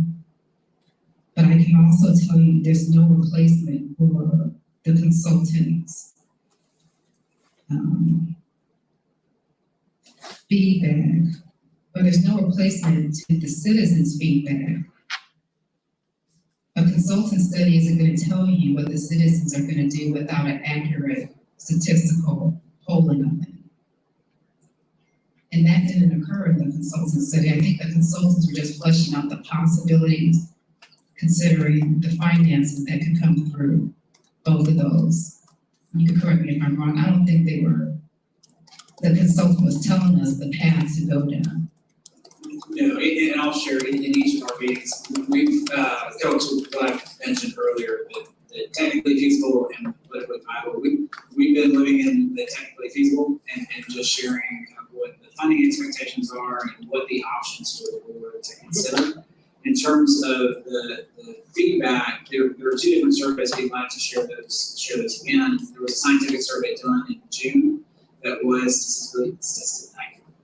significant. And then there was also the survey that was done as part of the additional task order relative to this cost, gauging interest from those that participated. There was not a specific policy or anything, really just. So I can tell commissioners that this is 11:52, and this was a very dense conversation. Chairwoman, we'll take your lead, as I said earlier. However,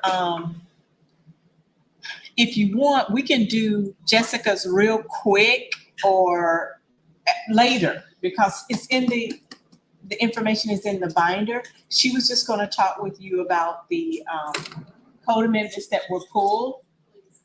Okay, if Drew, can we, do you want to put a pin in this, because this could go on for a while.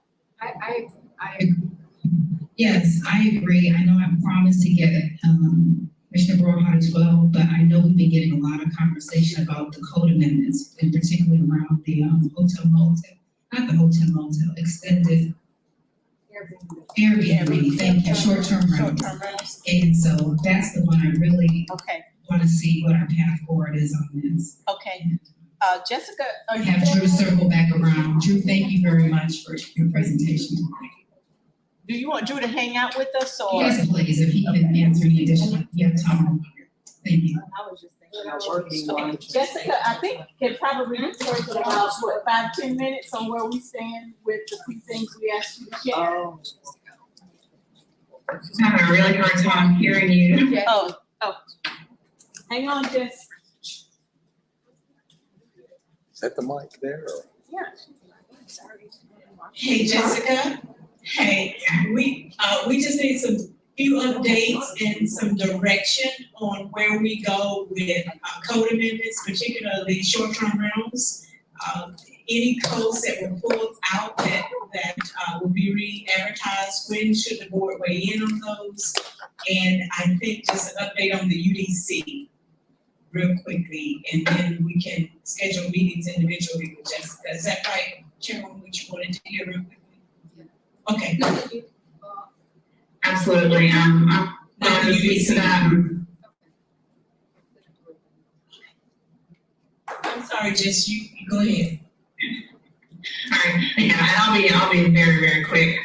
As far as the code amendments that were left outstanding, I've asked the departments that have presented those to kind of let me know, if there's anything that's really pressing that we need to get to right away, then we certainly want to know that so that we can put it forward. And I've talked to document boards during my last status. The ones your code amendments thing, there was no magic in that. It's just something that the previous county manager had instituted, because you don't want to do code amendments often. It's a lengthy and cumbersome process. So we want to be sure that we're thoughtful about when we do that. But what Dr. Morris and I had talked about doing the other day was, rather than doing code amendments once a year, going back to twice a year. So we could do the one earlier in the year and then do one in late summer, early fall also. And that would give us a chance to, again, have an additional opportunity for the board as well as staff to consider code amendments. We could work in any changes that are necessitated by changes at the General Assembly. New legislation, inevitably there's stuff that we need to change in our own code, so we could address those. And also that way, it's not a huge volume of information coming your at once. And I know the code amendment packages, they're lengthy and it takes a lot to get through on. And so we appreciate the effort and the time that you all put towards that. But I think maybe if we take smaller bites, it would be something that's easier for all of us and also for the public to weigh in on. So as far as the code amendments that are outstanding at this point, the ones that were left open, again, I've asked the departments to put forth those amendments to let me know where they stand and if there's anything really pressing. My hope was to bring the code amendments back this summer. So that'll give us time to work through the ones that needed some for short-term rentals. I know was one that we had talked about. They're looking at maybe in July or August adoption. And then also I know that the commissioner had some items like Commissioner Gamble mentioned lighting. There may be some other things that we want to package forward. So that's what I would recommend and then we could just establish, February and August or when we do our code amendments every year. Again, if there's anything pressing that needs to come more urgently, we can do that as long as we allow adequate time for advertising and everything. Jess, we have the budget, which we have to advertise for. Bill just shared. We need to be mindful that we will be having a public hearing on the millage rate, the budget. So we may want to, it's the will of the board, but we may want to wait to get past that so that we're not piling so many public hearings on people at one time. So if that's okay with the board, we would like to just maybe hold that off until. And they're gonna have staff. But the only hard thing about that is then you're gonna have staff working on the January code amendments and hearing in September, October, when they're preparing the next round of code amendments for January coming up. So what's the potential burden on staff by throwing last when they're now trying to prepare for the next? Jessica? I'll answer that. Frankly, again, there's no real hard and fast date about when we have to do code amendments. I think that if we try to do it every 6 months, whatever those 6 months work out to be, frankly, doesn't make much difference. Again, things like budget and millage rate and all those sorts of things have hard pass deadlines when those need to be done. But with the code amendments, we have a lot more flexibility in terms of when we work those in from a workload standpoint for staff as well as for the commission and the public review. So we're open. And we can work with the county manager and the other departments to identify maybe what are the best times to bring those forward. Jessica, it's Joanne. Yes, ma'am. What do we still have the stakeholders for the short-term rental committee in place? We do still have that group that reviewed it again, they reviewed it, and we talked to them back in November of 2020, so it's been a long time, and most of those are in the short-term rental business, and of course, the Short-Term Rental Association, Short-Term Rental Owners Association in Georgia was one of our stakeholders there, and they were supportive of the code that we put forward. We've worked with them on that and shared that with them, but yes, ma'am, we do. And that group could be added to if there's interest in doing it from the board. Are they gonna have an opportunity to review what we held and tweak based on comments we received, or are you doing that? I was planning to take the comments that were made and frankly, I think I would like to take the comments that have been made and look at it and then talk to each of you and see what your thoughts are, because we have very conflicting comments. And we have the Short-Term Rental Owners Association of Georgia that says this is great. We have a couple of folks, we have a couple of folks who have short-term rentals and say, oh, this is terrible because of the limitations on square footage. Well, it's the same square footage limitation we have for all single-family residences in Cobb. That's not unique. And then there are those who just prefer not to have short-term rentals in their neighborhood. So it's such a broad range. Okay, thank you. I'd like to talk through that with you all as the policymakers. But it was interesting that legal shared that the short-term rentals association read through all of the code amendments related to that section, and they were actually in support of what was proffered. Is that right, Bill? Just want to make sure. So what I hear Jessica saying is that she will do whatever the board wants to do with regard to bringing them back and the timeline to advertise and get you all's feedback. I think what staff needs is, once we say we're flexible and willing to work with you, we need you to lead in that space and tell us, okay, we would like you to bring it back in August.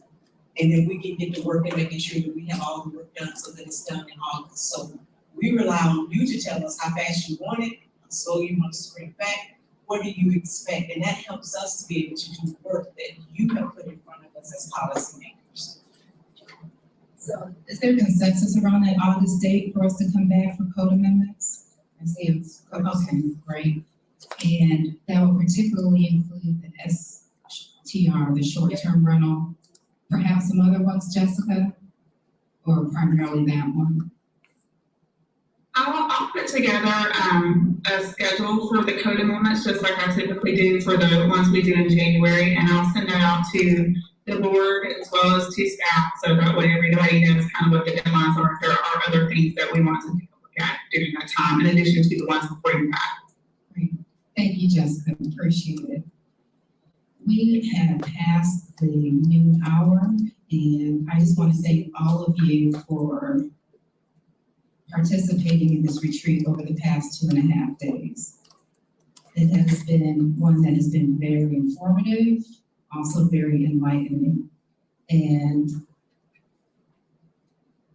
also one that is not necessarily conclusive where we are as a board or where any of these policy interests are. I think this is just a segue into us having more robust, inclusive conversation that's respectful and that can help us step up and lead well into the next year. We have a lot on our plate, an unprecedented amount of things on our plate this year. But I believe that if we do this with a spirit of working together and communicating together, we will be in a much better position than we would have been without this. So I thank you. Thank you for trusting me enough to be here for this, because I didn't even think that was gonna happen. But thank you more for your engagement. It means a lot. Thank you, Jackie, for your staff. I know the staff is gonna distill this and take it back to their retreat. And you need anything else from us, please let us know. I didn't thank you too. I need to thank staff for those beautiful vests that we received. Thank you for investing in us. And I hope we in turn invest in you when we have the opportunity with this next upcoming budget cycle, and that we recognize the strength of our partnership and working with staff. Thank you. Before you leave, there's lunch out there in case you wanna hang around. Drew's gonna hang around a little bit, can answer questions, staff can hang around as long as we can. Sharon worked really hard and walking the halls with you all to look at some of our space needs and requests from elected officials, but also things that we have identified as priorities for either renovation or new facilities, things that you all might want to do. That's in your binder as well. So there's more in the binder than we had planned to get to anyway, but we want to just bring that to your attention. I asked Judy to provide some information on stormwater because she's been asked to look at that, flooding and stormwater in the county. Take a look at that information, and God willing, we'll probably need to continue this. As the chairwoman said, this is just the impetus for greater, more in-depth conversation about some of the things that you all will have to make some critical decisions on a little bit later. Is there anything that you want us to know or do from this point? Yes, ma'am. On yesterday and the day before, you all had some wonderful facilitators that talked a lot about building consensus, building teams, and communication. And one of the things that came up from staff who was watching as you all prioritize your list of things that are critical, I took a picture of it and we'll talk to our team about it. They were sitting in stormwater, blah, blah, blah. But communicating. You all share some very important information about how you would like to receive information, and even down to times of day, hours, or whatever. Let us know that, because I perceive that to be communication amongst you all. But if you want us to give you 15-minute updates, real quick snapshot types of things, Commissioner, so we can do that if that best serves you. If Commissioner Sheffield would like a one-on-one, we'll do that.